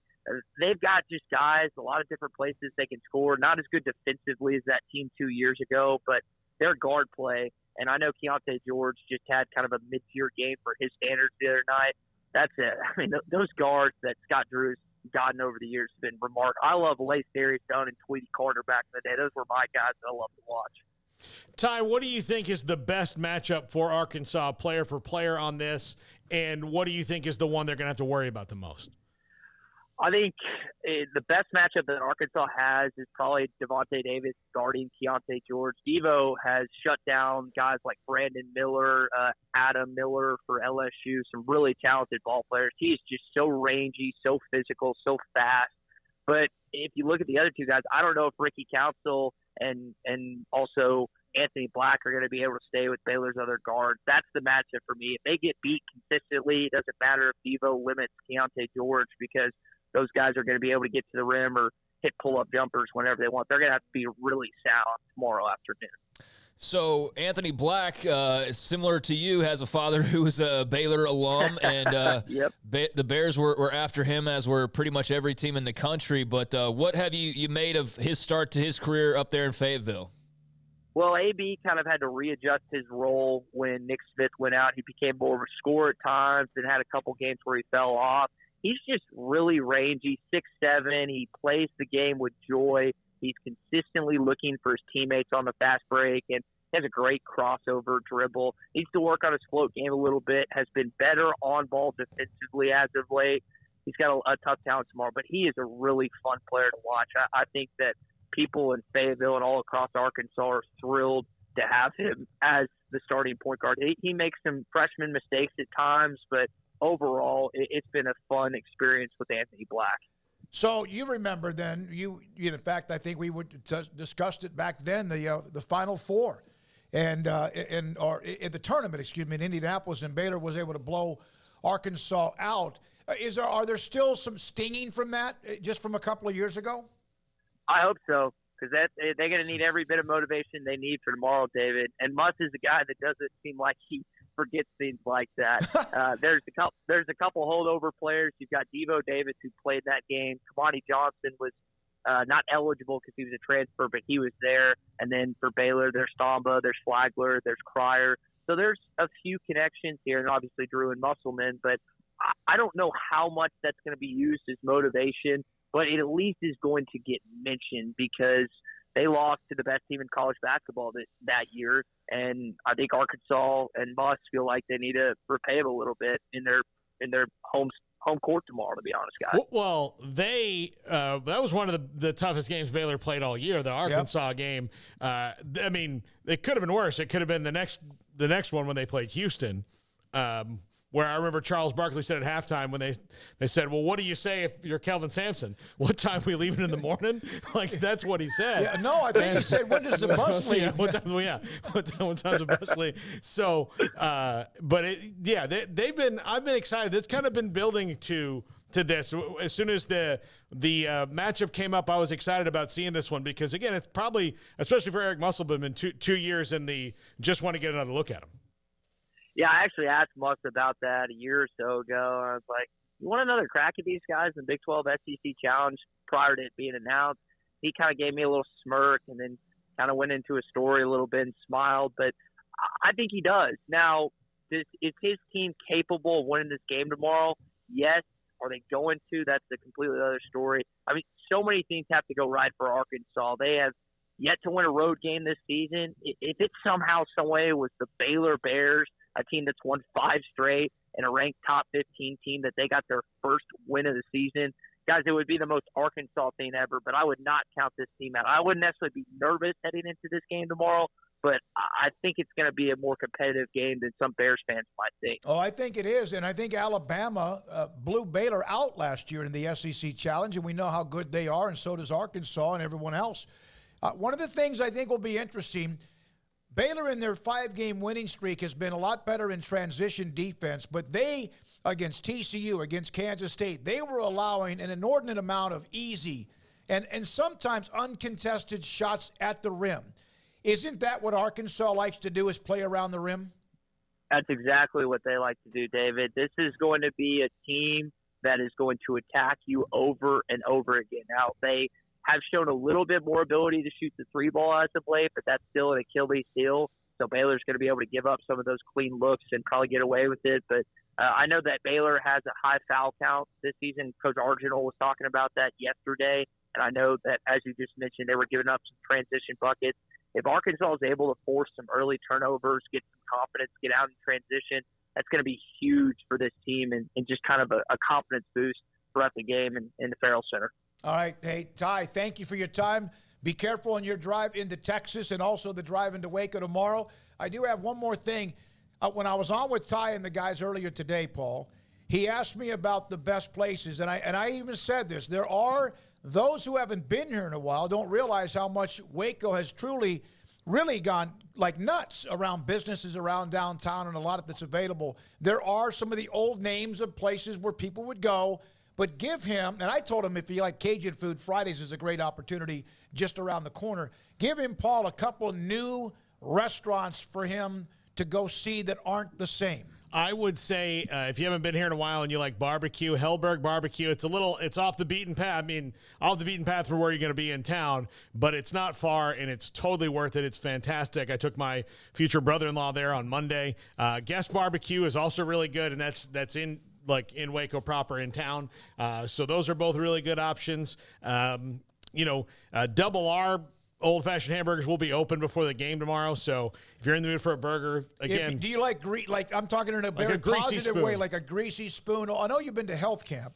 Do you like that? Oh, yeah. Yeah, okay. Guys, I'm 28. I don't have to worry about health for another 10, 15 years. Come on now. He's a guy like grease. Absolutely. He's doing a show from where did you say it was going to be? The Twisted Root? We're doing it the post game from the Twisted Root. Yeah, and that's a good place. Okay. I've been there a couple of different times. Yeah, that's good too. So if you're going to go to Twisted Root, you're going to have a burger later.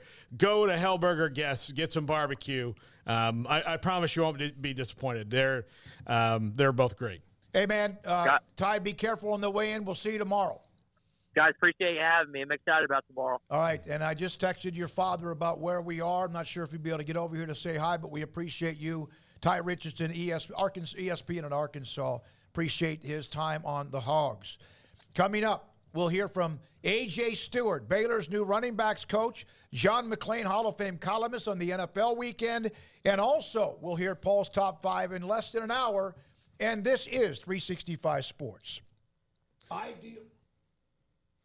Riverbend Liquor and Wine, Lakeshore Drive and North 19th Street in Waco, a hidden gem. Hey, it's the weekend. If you're, looking for some fantastic craft beer, say you're getting together with some friends and, want to do something different, something outside the box, something you haven't maybe had before, and you're wondering, where can I go to get that? Riverbend Liquor and Wine. So if you're a craft beer aficionado, they've got all kinds from all over the state, all over the country, and they're always cycling through, depending on the season, what's available. They've got a great selection of craft beers at Riverbend Liquor and Wine. Great variety all over the place. I love going there just to look at what they've got, grab a couple things, try them out. You don't have to get a 12-pack or anything. They have them to buy individually as well. So if you're a craft beer fan, Riverbend Liquor and Wine, Lakeshore Drive and North 19th Street behind the bank. How about the little things they do that kind of set them apart? The drive-through window is fantastic and so speedy. The customer service is not a little thing, but it is also absolutely fantastic every time you walk in the door there. Great promotions. You can find about those on Instagram. And look, say you're hanging out. Maybe it's too far. Maybe, you don't want to get in the car. Available on DoorDash as well. All that's available. Riverbend Liquor and Wine, Lakeshore Drive, North 19th Street, behind the bank. TFNB, your bank for life, is the official local bank of Baylor Athletics. Find out why more Central Texas are making TFNB their bank for life. Sign up for our Edge checking and savings accounts to earn interest or cash back. With 5 convenient locations and an award-winning mobile app, banking has never been easier. TFNB, your bank for life. Member FDIC.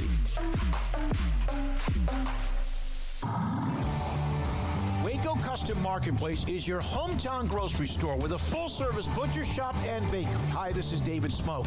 The butcher shop can take your customized orders for seafood, pork, and poultry and custom cut your favorite steaks from bacon wrap fillets to T-bone to bone-in ribeyes.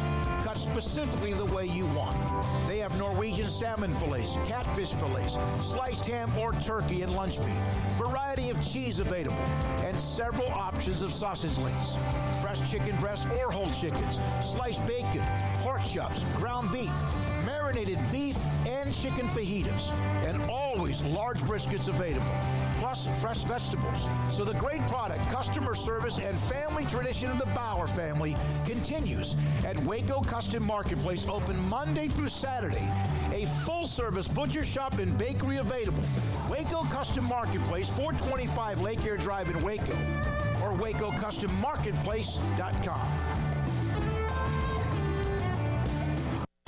At Ideal MRI, we feel blessed to be part of the Waco community. We're a small family business here in Central Texas. At times like this, the cost of healthcare has never been more important. And unfortunately, significant illnesses and injuries still occur. And that's why Ideal MRI is open and here to serve you through this difficult time. So if you need an MRI, ask your doctor about Ideal MRI. You can schedule online in minutes at idealmri.com or call 833-IDEAL-MRI.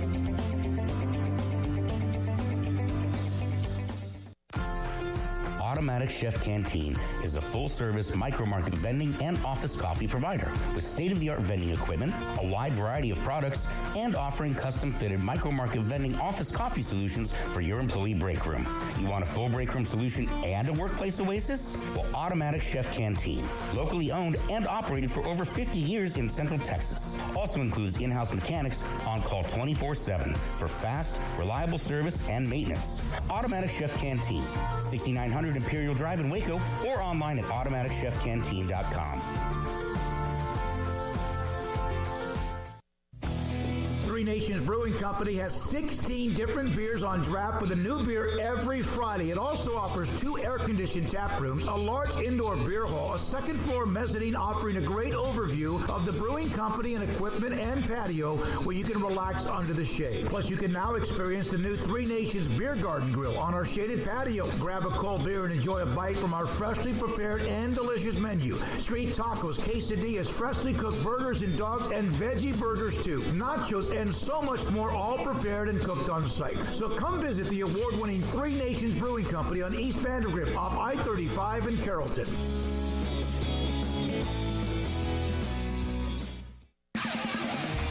This is 365 Sports, powered by Sikkim365.com. Enjoying the show? Hit the like button and subscribe.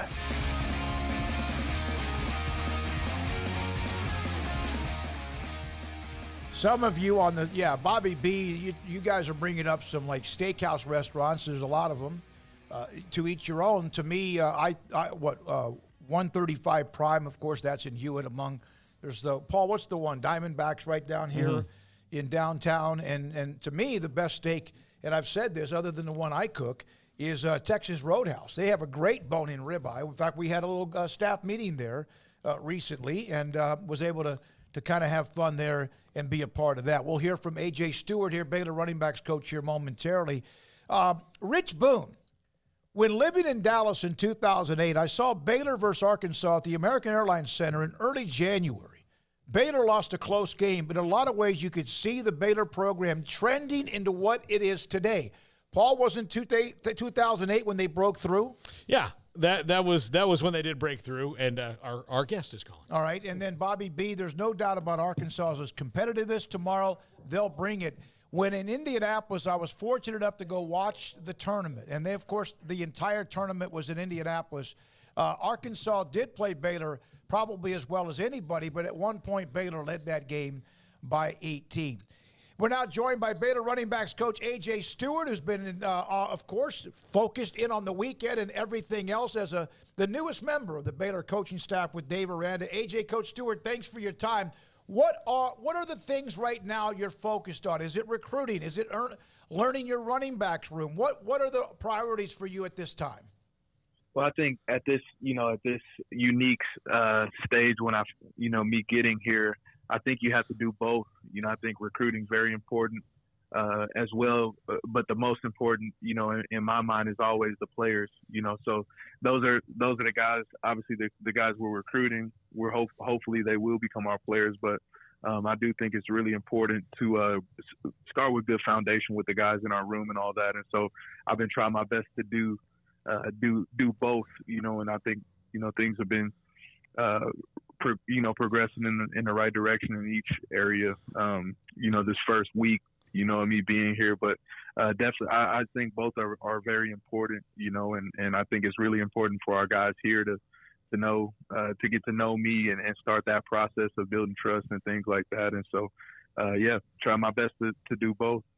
Coach, if I was going to pick a position where if I was the coach of that position and stepping into a room with depth on this roster, it would probably be running back, where you step into a room that has Richard Reese, who is fantastic. Quaylen Jones really started to find himself.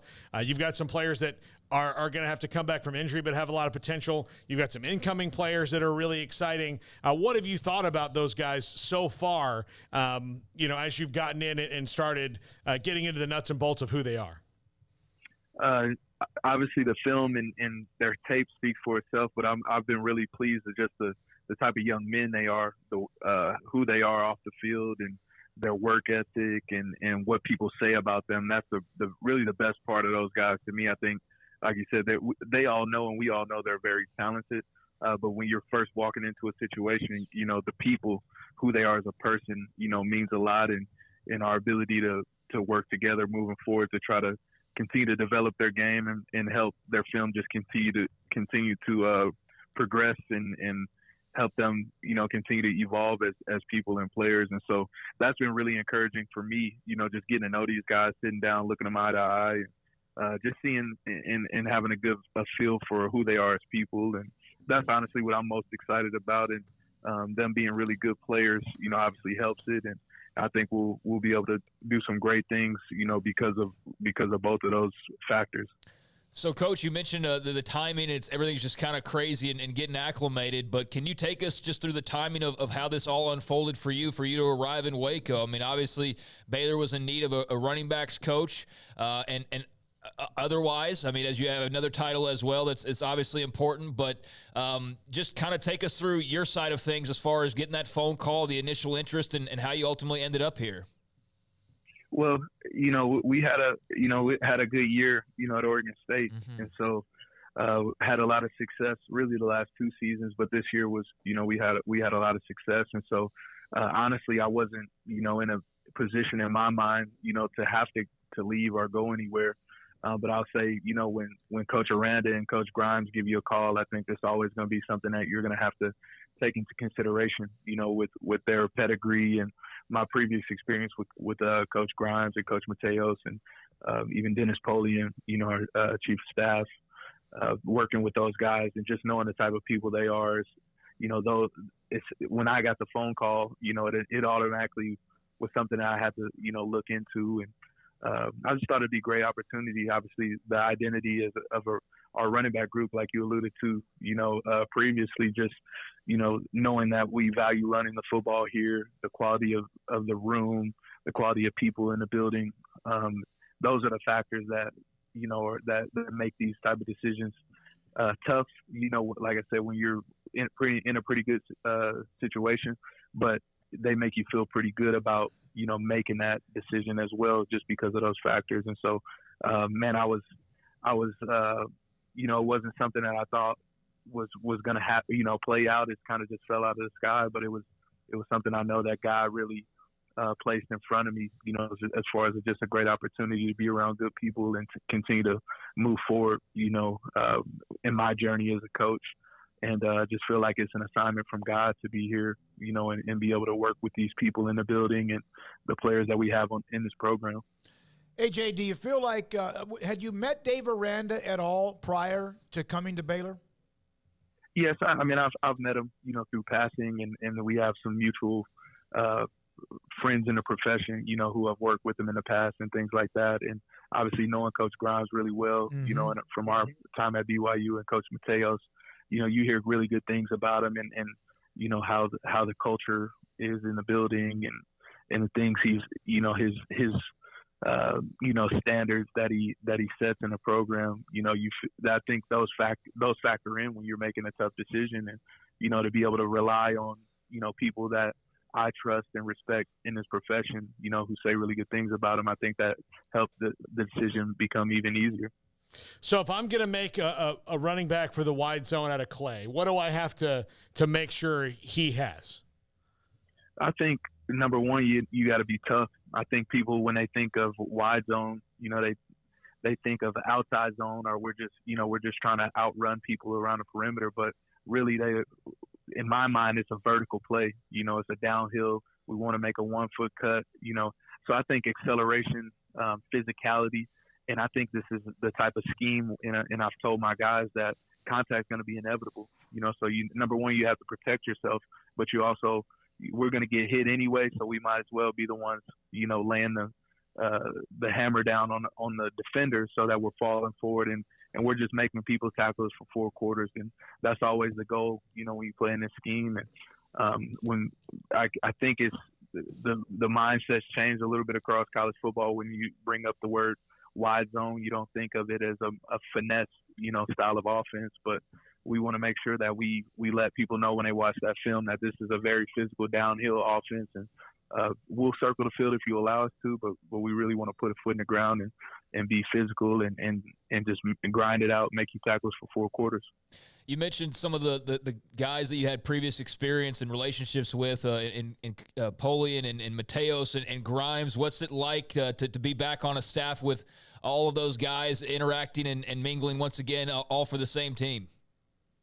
Well, they're all guys that I've stayed in touch with. That kind of tells you what type of people they are, and that we haven't lost touch. And it hasn't been too long since we've worked together. It's been in the recent past, but I think it just, once again, it just makes you feel better walking into a new situation, to know, at least have a few people, that are familiar faces in the building that you can come up to and ask the questions, that maybe be a silly question, but you're just want to make sure you're on the same page and you don't want to offend the culture that's already been set. So you might ask, hey, what type of shirt do we need to wear to that event or whatever, and just to have that, and some guys that you trust, that you don't feel like you're bothering them. I think that always kind of helps when you're transitioning the way that I am right now.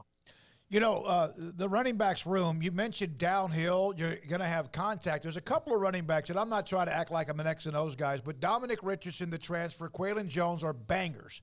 They're downhill, but at times they probably need to avoid some of the contact as well. And then, of course, you have Tay McWilliams, who last year got knocked out early. He's physical as well.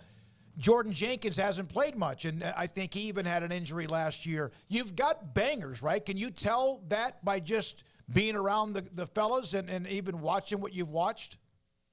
Absolutely. And the way that in physicality in my mind is yards after contact. Mm-hmm. It's not we're not looking to make contact necessarily. We're looking for the path of least resistance, but understanding that contact's inevitable, when you're running the ball between the tackles. And so we put a lot of time in creating muscle memory on how to, and once again, to me, being a physical team, I'm teaching these guys techniques that are going to protect them, from, getting banged up. And it's already a physical position. I'm trying to, number one, protect them when that contact comes, but also prepare them to have an opportunity to be able to add yards after contact. And so we spend the majority of our time, once we kind of iron out the reads and our tracks and things like that in the run game, we really spend a ton of time on our tools for that second level, that from the line of scrimmage to, linebacker level, in those things. And so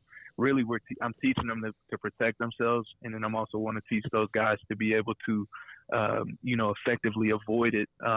But having a physical mindset behind it, not running away from people, but running through people in a way that it's not going to accumulate over a game on us, but it'll accumulate on the defense. Did you at any time, just because of it's your position and you're a college football coach, ever see a highlight of Richard Reese thinking that one day, not that you think you're going to coach him, but how he was able to slip through a keyhole a little bit and have the kind of just those instincts as a running back?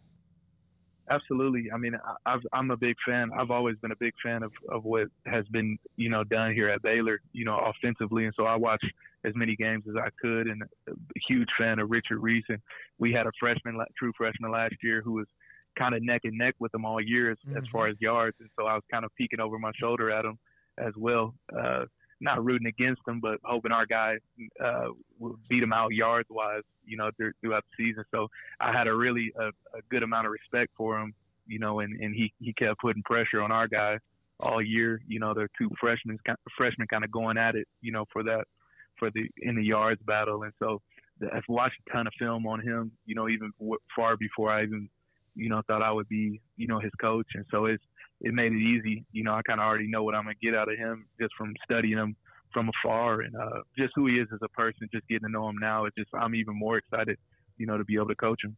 You didn't say his name, but I will. Damian Martinez from Louisville, Texas. He had a terrific year last year. I do some stuff with an award, and the Earl Campbell Award. And so every week I'm checking box scores from players from the state of Texas, and he was every week somebody that I had to pay attention to. And then B.J. Baylor the year before was another Texas guy. And I know you've had history in Texas, but you know a thing or two. You've been around some Texas running backs lately, haven't you? Absolutely. Yeah, I've always, even when I have worked outside of the state, I always come back here to try to find my guys for my room, even if it wasn't a main area. I really have a ton of respect for how these guys get developed, the type of off-season training they put in, the quality of coaching they get before they get to us.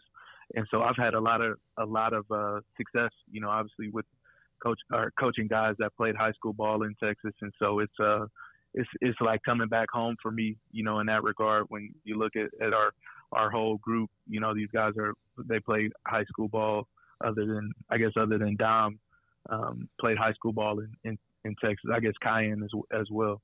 And so majority of those guys have played, high school ball in Texas. And I just think that the coaches do a great job of preparing them for us, and we just kind of add more value, and we have a little more time with them than they do. And so, it's been great. Okay, you're back in the Big 12. You're a KU guy here, back in the Big 12. But you were recruited as a quarterback, then you moved to wide receiver, and then you wound up at tight end. How did that happen? Was that just the natural progression? Was that a love of sandwiches? Like, what happened peanut butter and jelly sandwiches from quarterback to tight end? Well, I picked the University of Kansas because I wanted to play quarterback, and they had this little scrawny quarterback that was only a year older than me, who I thought, I'm gonna go out there and I'll beat this dude out, and he just became the all-time greatest quarterback in program history. And they asked me, did I want to wait it out until he graduated, or if I wanted to go play some football, and I couldn't stand sitting on that bench, freshman year, and so I said, Coach, whatever I need to do to special teams or whatever I'll do. And so they moved me to slot receiver originally. It's kind of a hybrid H-back back then. And then we had a coaching change, and I ended up eventually eating my way up to a real true tight end. And so that's kind of how it happened. But I was grateful to be a part of that time.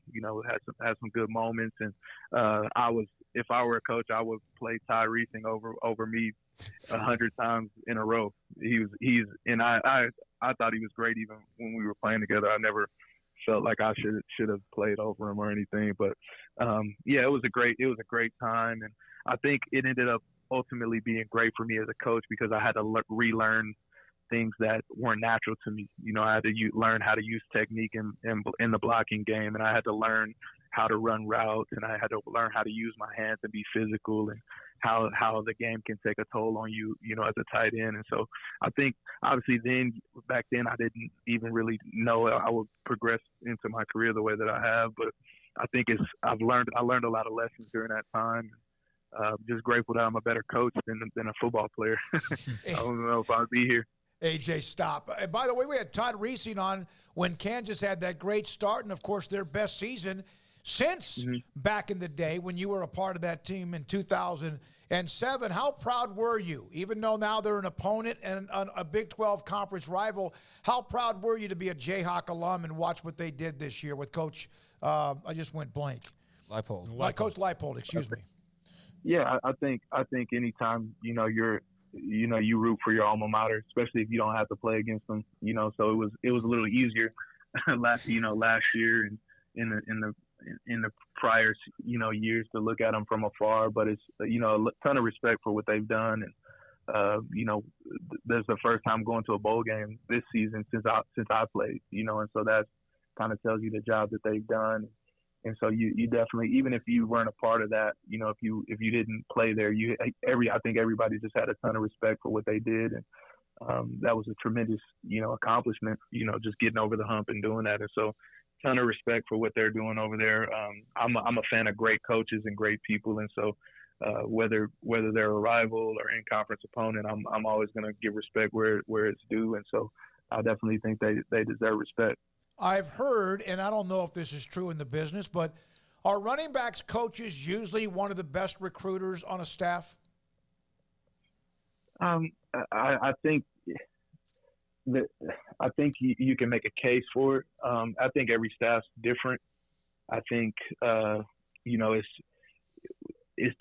me there's a difference between recruiting and evaluating. Mm-hmm. I don't know. I think a lot of guys are really good recruiters. They can sign a bunch of guys, but I think the real value is the evaluators and what those guys do when they get, on campus. And so I've seen great recruiters at all positions, and I just think, to me, I've always looked at it as that, not necessarily how many guys we can sign that didn't, necessarily help our program. I look at it more as were we pinpointing the right guys, that we get really good guys for our culture that, impact our culture in a positive way. And then are these guys helping us, make plays on Saturdays as well? And so it depends on what perspective you look at it from. But I think there is there's kind of a stereotype at times in college football that, the running backs coach is the recruiter guy. But I know a lot of running back coaches too, and I know there's a ton of really good coaches who are good recruiters as well. And so they're not just a one-trick pony, so to speak. And they take pride in all facets of the profession. What have you heard or felt along the way? I know a dead period's about to hit because that national signing period's the next week, but in Baylor's class is pretty much all but wrapped up.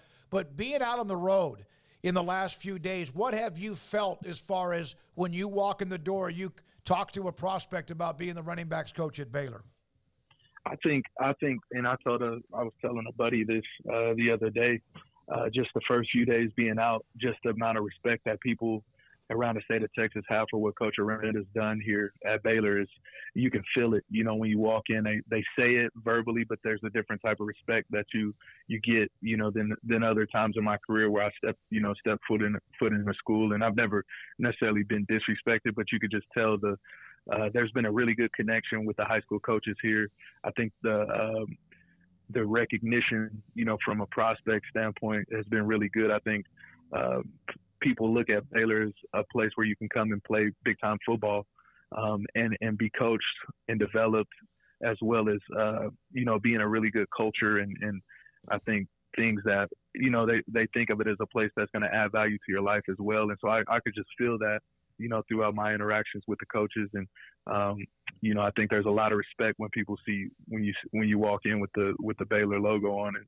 So that makes my job obviously a lot easier, coming in as a first-time recruiter. And I appreciate the guys, you know, the foundation they've laid here. And so they've made my job a lot easier, you know, stepping into this situation. All right, last thing, AJ. A lot of people, fans, even media, a coach leaves, somebody else comes in, obviously the credentials or whatever.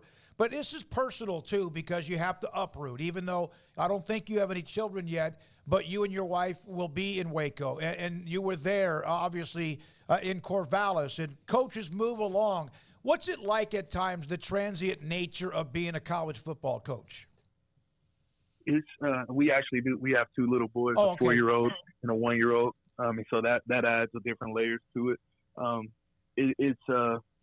think it's an aspect that people don't really they don't really keep perspective on at times. You know, when these moves happen and all that, it can be a challenging time depending on, you know, the nature of why you're moving, but it can also, you know, be added stress and anxiety as well, you know, just being away from your family. And so definitely, obviously as a coach going through it and have gone through it from many different aspects throughout my career, I just always have kind of a respect and a grace, you know, for coaches who go through it, whether it be, you know, a big time opportunity or they were let go and so they're transitioning to another opportunity. I just think it's something that it probably doesn't get taken into consideration when people you know, look into these coaching changes and things like that. But I think, you know, the families are rock stars and the wives, you know, my wife for sure, I wouldn't be able to do this without her. I mean, she's holding down the fort with our two boys right now, and you're trying to FaceTime two little toddlers and they say hi and then they run away and go play with toys. And so it can wear on you a little bit, but it's, you know that God's called you, you know, to this assignment. And I think when you do it for the right reasons, I think your family, they understand the sacrifice, and you can, there's real fruit that comes from it, you know, in the long term, when maybe they may not see it now, but when they look back in 20 years from now, when, you know, Richard Reese comes and gives you a big hug at, you know, some event, and he's a grown man with kids of his own, they realize, like, man, Dad really had a real impact on people, and it wasn't just, you know, winning a bunch of football games and things like that. And so that's what makes it, I think, doable, you know, when you are, you know, doing this, you know, as an assignment, you know, in your mind, and not, you know, we're not just doing this to progress our career or, you know, different things like that. And so I think it's important for us to keep that in mind moving forward, and as just the people that are in the situation, you know, the strain that it can cause on our families. But for me, it makes me wake up in the morning and want to really have true bonds with people and try to make positive interactions with people in our building, knowing the sacrifice that our family, you know, puts up with, you know, just for us to be able to do this. Well, and that's why I asked, because sometimes I think we do not think about that enough, the transition, the moving from here and there. AJ, it's great to have you today. Appreciate you. Welcome to Waco. Welcome to Baylor as far as being on the staff. Look forward to talking to you again soon, and thanks for your time. Likewise. Thank you guys for having me. You too. That's AJ Stewart, running back coach at Baylor on 365 Sports. Assistant head coach. Assistant head coach, exactly. When we come back, Hall of Fame columnist John McClain, and this is 365 Sports. IdealMRI.com, two things they do incredibly well. One of them is find out whatever injury you might have, whether it's a muscle or a ligament, and something that hurts enough to where a doctor wants to get even a better view. It's not a bruise. It's something much worse than that. Maybe it's a torn rotator cuff, a lumbar, your bicep, your ligament, whatever part of your body that is painful.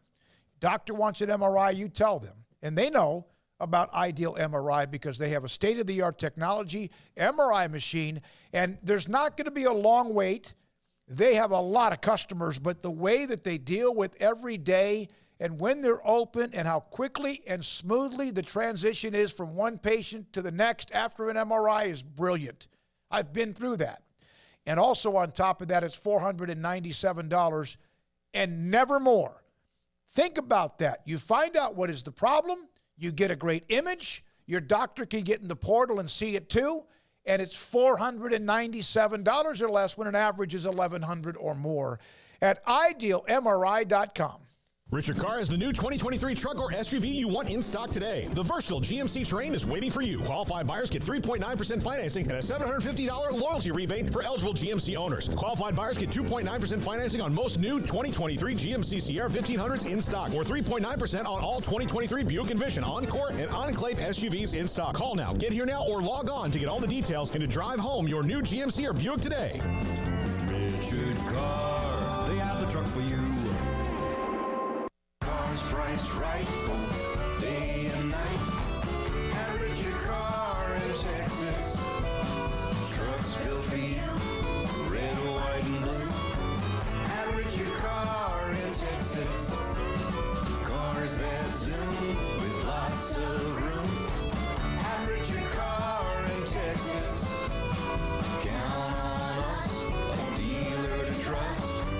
At Richard Carr in Waco, Texas. Parenting is full of surprises. You never know what to expect. So after our son was born, I called my Texas Farm Bureau insurance agent to set up a life insurance policy in case something happened to me. Sawyer is now 2. And we'll soon have a sister. There's no one else I would trust with protecting my family. Stop by and see our agents at one of our 3 McLennan County locations. Coverage and discounts are subject to qualifications and policy terms and may vary by situation. Do you or your kids get nervous about going to the dentist? Stonewood Dental, Dr. Steve Childress, he can help. I've spent a career taking care of patients who as children had bad experiences, and now they're adults that hate going to the dentist.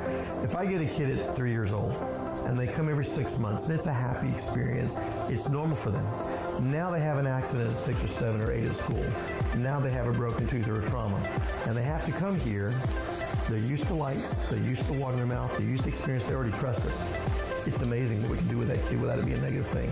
But if I see a 6 or 7 or 8 year old that's never been to the dentist, and now they have a trauma or an unfortunate unexpected toothache, it's harder to do that for that kid and it not be somewhat of a negative experience. So bottom line is I try to teach kids and adults and teenagers and everybody the way I'd want my family treated, which is where it's a necessary part of life. You just take care of it. It doesn't have to be that big a deal. Learn more, stonewood-dental.com. One size fits all. That may be all right for an adjustable belt or cheap sunglasses. But when it comes to your financial needs, no one wants a one-size-fits-all strategy. Cam Heathcott, your Edward Jones financial advisor, knows that his most important goals are yours. That's why we take the time to understand your needs, knowing you. That's how Edward Jones makes sense of investing. Cam Heathcott in Conroe at 936-756-7717. Edward Jones, member SIPC.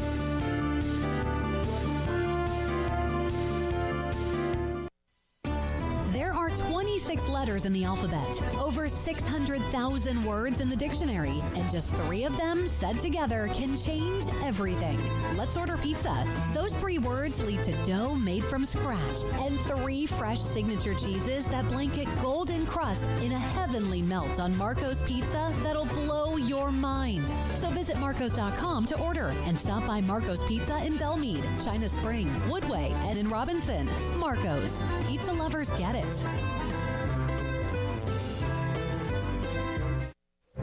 Stepping into the boots of a U.S. Army officer can add confidence and leadership skills to your son or daughter's career path. See all the things they can achieve in our boots at GoArmy.com. U.S. Army Waco Recruiting Company, 254-598-8131 or 254-776-1543. Welcome back to 365 Sports. It's time for our weekly segment with NFL Hall of Fame columnist John McClain. Brought to you by Pioneer Steel and Pipe, where customer service is their main focus, and best in metal, steel, and pipe for large or small projects, with 2 locations in Waco and Bryan. Family owned and operated since 1943. Read John's work at gallerysports.com and sportsradio610.com.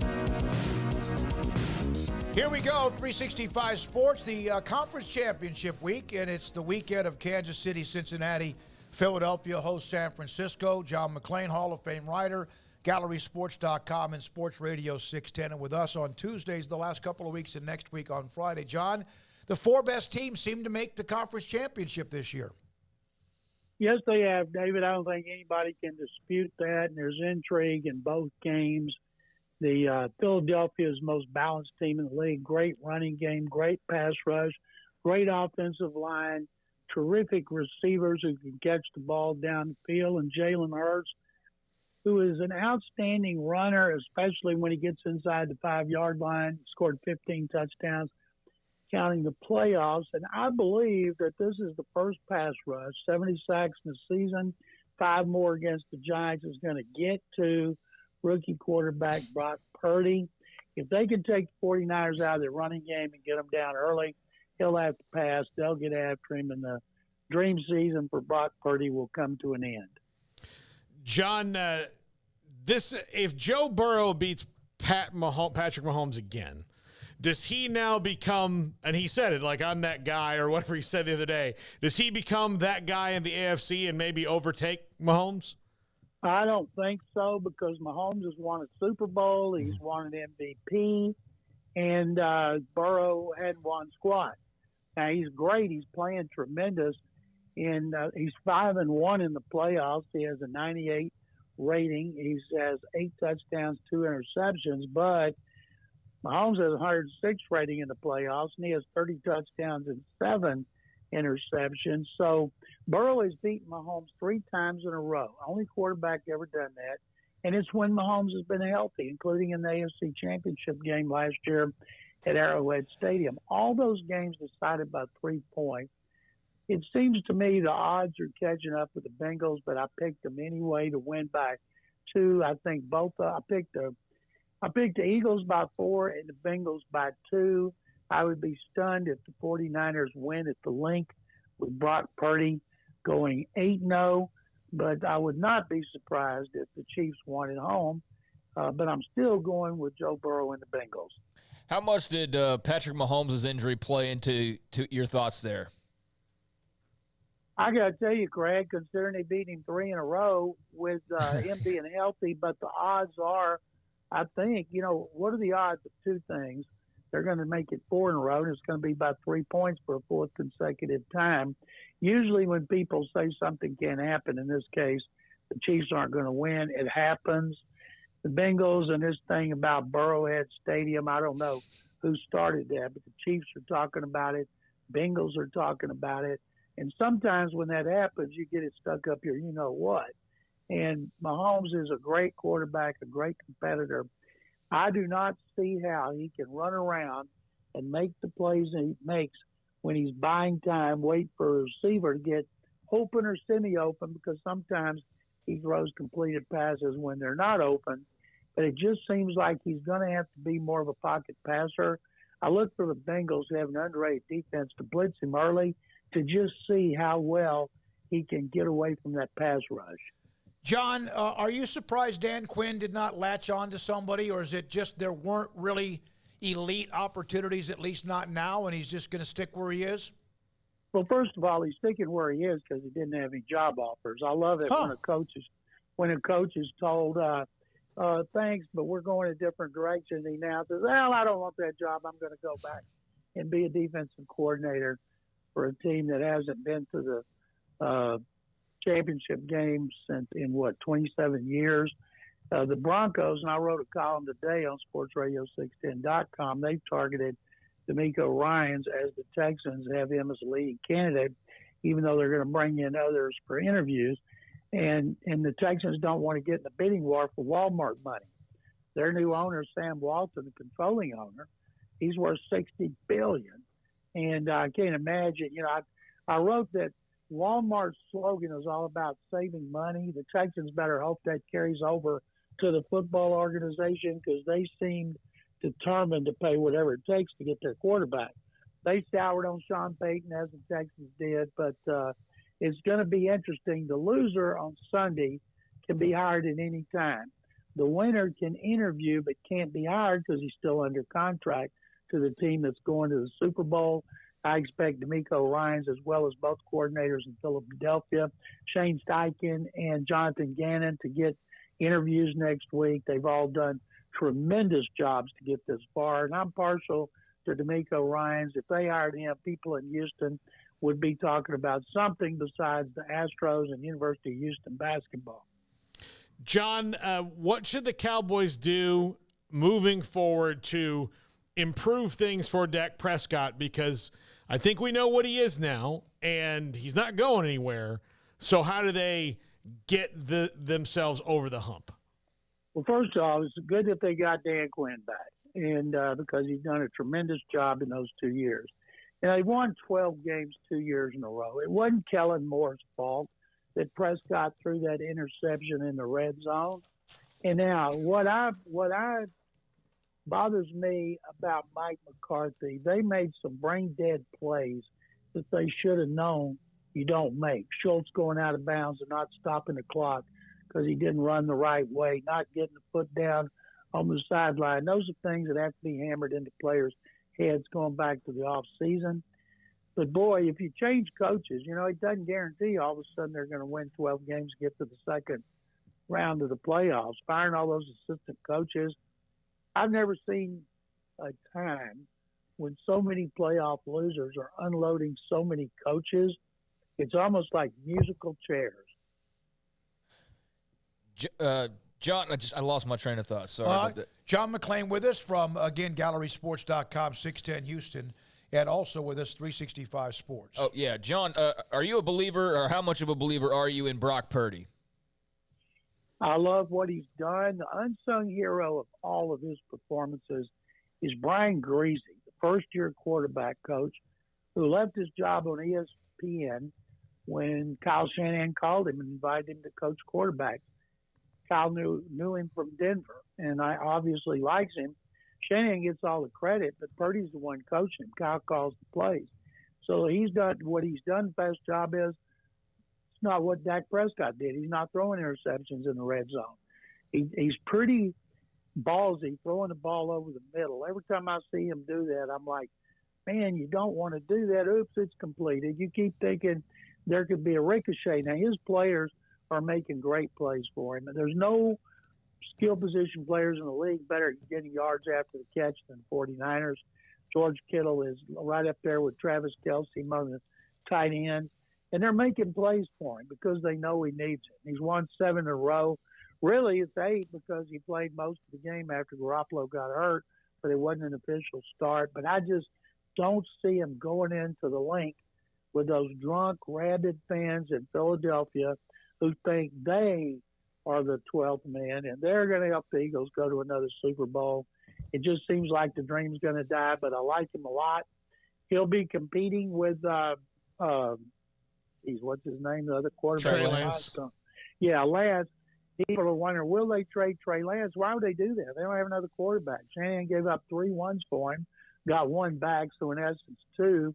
And he's much more talented physically than Brock Purdy is. But, man, it makes for great competition. It's a good problem for Kyle Shanahan to have next year. John, we appreciate your time. It's the conference champ. Are you going to be in Phoenix at the Super Bowl? Nope. I'm going to the Combine, the league meetings this weekend. I'm headed to Palm Beach for Gallery Sports to cover Reggie Jackson's celebrity charity golf tournament at Jim Crane's course with 44 Hall of Famers. And then I'm going back there 2 weeks later for a week of Astros spring training before I go to the Combine and the league meetings. Wow. That Gallery Sports thing's pretty good for you, isn't it? You were doing a lot of that anyway, but this gives you a chance to do some things that perhaps football took away from. Oh, I'm doing a lot of stuff besides that. Let me tell you, getting to fly first or business everywhere, that's got its perks, especially when they got a Range Rover being rented for you. You can't beat it. We're not out to save you money like Gallery Furniture. Yeah, well. Oh, my God. John, although I got to say, when you see Mac betting $2 million in the Cowboys, if I'm one of the – I know he's got a bunch of money, but if I was at Gallery, I'd be like, oh, whoa, Mac. Yeah. He won on the Cowboys the week before. He lost the last week, but he sold so much furniture with that promotion that it didn't cost him $1. Golly. All right. Is there a better businessman in America than Mattress Mac? When you can lose a If couple there of is, million. I don't know it. No. Well, I'm glad you know him. Thank you, John. We appreciate your time. Thank you, guys. Have a great weekend. The Hall of Famer, John McClain. Love that man, and he's unbelievable, the knowledge. How about that, the Dan Quinn thing? He decided he never got an offer. And if anyone would know, he's the insider and Hall of Famer himself. When we come back, Paul Catalina's Top 5. Waco Custom Marketplace is open for just another 15 or 16, 17 minutes until 6 o'clock, so probably not today, unless you're driving around that area. And inside Waco Custom Marketplace, a full-service butcher shop and bakery. All the other things you need, whether it's, for example, if you're going to have something when you're watching the games this weekend, they have chicken wings you can cook yourself. They've got the seasonings, the sauce, the marinade. They have the charcoal, pellet fuel, if you want that too. And then on top of that, if you want to make a queso dip, something up and down the aisles from what you need when it comes to the chips or the cheese or the rotel or everything else in between. Again, the full-service bakery with fresh baked bread and kolaches every day, cold beer and cold wine, the butcher shop with beef, pork, poultry, and seafood.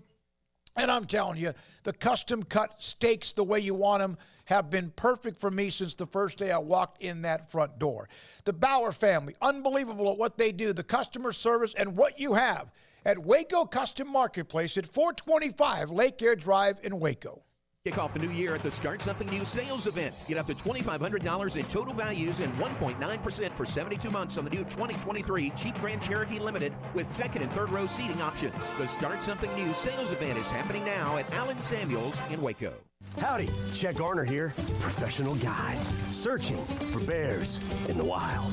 But not just any bears, oh no, a particular kind. With hundreds of thousands roaming freely in the wild, yet still hard to spot unless you know the signs. There they are, Baylor bears. If you're a bear enthusiast or even a bear yourself, join me and let's find some bears in the wild. Join the expedition at baylor.edu/alumni. Hi, this is Paul Catalina. I recently got engaged to the love of my life, but the most important thing that I had to do before I popped the question was get that perfect ring.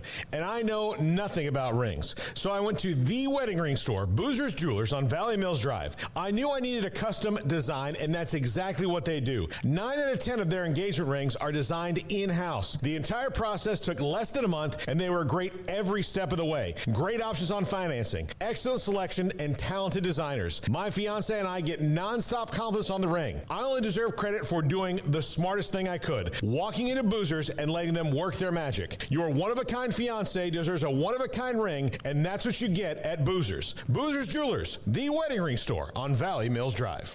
From the first workout to the last practice, sports is an incredible and rewarding challenge. Hi, this is Dan Ingham with the First National Bank of Central Texas, and we're proud to support each athlete, every parent, and our educators. From families, small businesses, to the biggest industry, we're here to help. With remarkable products like our free First mobile app, we've got banking ideas that fuel big dreams. That's the First National Bank of Central Texas. Familiar faces making local decisions. Member FDIC, Equal Housing Lender.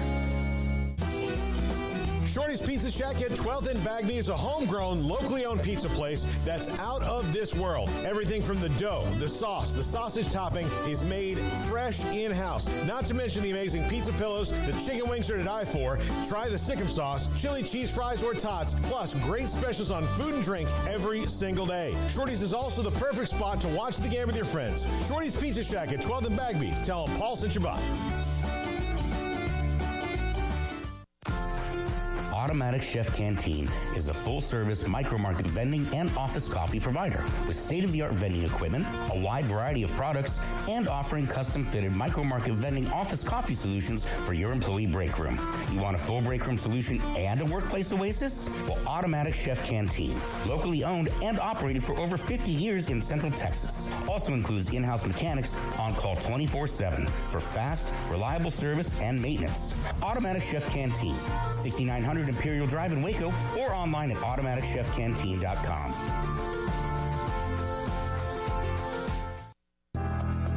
Riverbend Liquor and Wine, Lakeshore Drive, North 19th Street, right behind the bank, is a hidden gem in Waco. If you're a fan of bourbon, especially local Texas bourbons, that's where you gotta go. Balcones, TX, Devil's River, whatever it is, they've got it. Riverbend Liquor and Wine, plus the best selection of craft beers in Waco, seasonally churned out throughout the year, whether it's spring, summer, fall, or winter. Riverbend Liquor and Wine, best selection of craft beers, a speedy drive-through window, and excellent customer service. Find out more on Instagram or just go by and see them. Lakeshore Drive at North 19th Street behind the bank.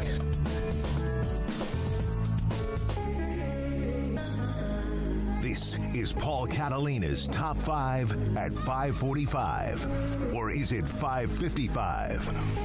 Either way, it's the Top 5. All right, Craig, I know that you're not necessarily a fan of this show, but I thought I would do one that's Smokey, a fun one that Smokey, a show that he's actually watched, in the post Happy Days era. So I might do that one. Charlie's Angels. Yeah, top 5 coaches as Happy Days character.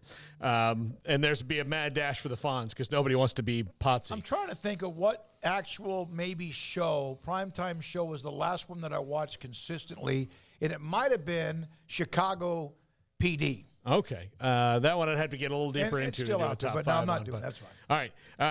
Top 5 coaches as Yellowstone characters. So, by the way, Taylor Sheridan is the creator of Yellowstone. He's from Cranfell's Gap, which is just down the road. Yep, 6-man football team. Here.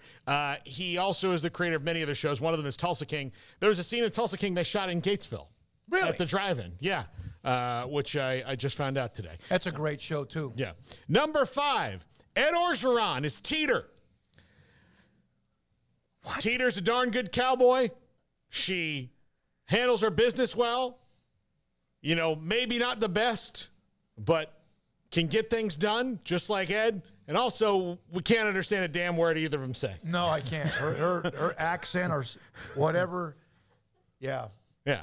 So, Ed Orgeron is Teeter. Number 4, and Emery, these are all approved by Emery. Number 4, Jim Harbaugh's Rip Wheeler.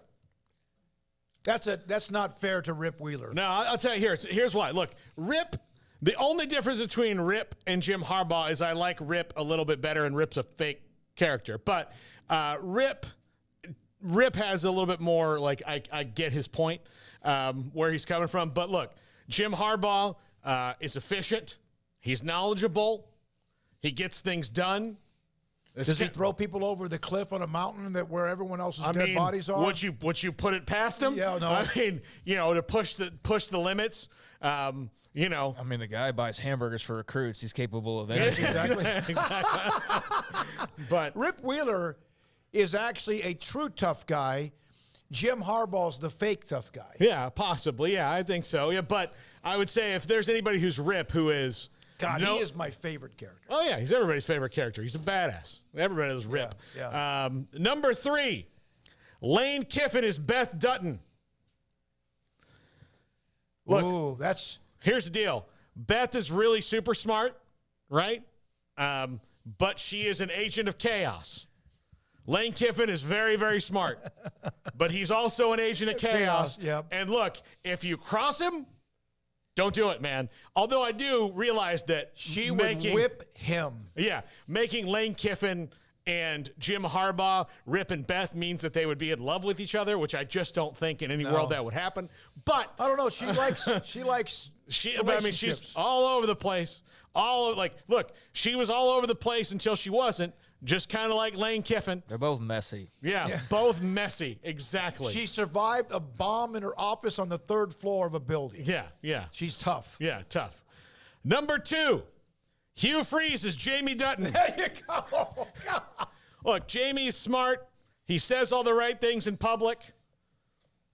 Seems like everything's on the up and up. But really, he's shady and a snake, and you can't trust Jamie. And I think that's maybe the case here with Hugh Freeze. Says all the right things in public and can get up in front of a microphone and wow you. And maybe Jamie should be the governor and not John, but Jamie he can't hasn't wow earned it. anybody. But look at, everybody hears Jamie and they're like, oh, wow, he's sharp. Yeah, that's right. Is he from Harvard or did he? Yeah, all that stuff, but yeah, but he's getting used badly by another attorney right now. At least he's going out with his boots on. I'll tell you that. Yeah, that's exactly. So or off. It could be. Look, it could be worse for Jamie. Yeah, no, you're right. It has been. So that's a mean woman. Yeah, but still. Totally worth it. She's going to get so hammered. Yeah. She's going to get hurt by the other girl. Beth, yeah. Yes, that's coming down the pipe. God, and number one, this should be obvious. Nick Saban is John Dutton. Yeah. Grizzled, old, will change. Powerful, but will change, but got to be pushed into it. So, look, John Dutton, pushed into being governor. John Dutton pushed into changing the way he does cattle business, pushed into his hippie girlfriend who's he's trying to learn from. Nick Saban, who eats organic food. Yeah, Nick Saban didn't want to, run the spread, and he didn't want to, get into the NIL thing. He didn't want to really deal with the transfer portal. But you know what? It's here, damn it, and he's going to use it. He's going to use it to his advantage. Yeah. Also, I do think Nick Saban would go fire a whole room of people like John Dutton did this early this season. Yeah. Where he walked in and goes, "What do you guys do?" Yeah. You're all out. You're all gone. You're gone. Yeah. That when he took over as governor. Great. Yeah. I love it. But Craig, do you watch it at all? Have you watched parts of it? I've seen parts. I know enough from what I have seen to know, the basic gist of all that. And I couldn't tell you like current storylines or anything along those lines. But I could name a couple of those. I could name probably most of those characters and know a little bit about some of their stories, but not enough to consider myself a watcher of the show. Garrett, have you watched it? My in-laws made me watch like half an episode, but I didn't have enough time to really get into it, so no, I haven't really watched it. You better like fights, guns, I'm down with all of bloodshed, that. all that. Yeah, I'm down with all of Faith, that. have you watched Yellowstone? No. Okay, Emery obviously has. Yeah. I don't really have any reminders on any type of shows. Mm-hmm. I did every Sunday night at 7:00, popped on, and then Paramount popped up for my Tulsa King soon after that was over. Mm-hmm. It's awesome. It's a great series, and I don't like many of them. Paul, fantastic, very nice. Ty Richardson, what's your first name again? Brad Richardson's in the studio. Ty was on with us earlier from ESPN in Arkansas. Brad walked in. Great to see you. Big Baylor fan. He's in for the game. Baylor in Arkansas tomorrow. We'll come back again Monday at 3 o'clock. We'll know more about Baylor men's basketball. Then they play Texas Monday night. And we'll know Monday who's going to play in Super Bowl 52. Is that right? In Phoenix or actually in Glendale, Arizona. Thanks to Faith Lynch. Thanks to Jack McKenzie, Jacob Wilson, Emery Winter, and also Garrett Ross, Craig Smoak, and Paul Catalina. Thanks to our amazing sponsors. Don't forget tonight, 10:30, CW Channel, Sports Tonight. And for those of you who follow us, thank you. 750th show. Have a great weekend. I'm David Smoak.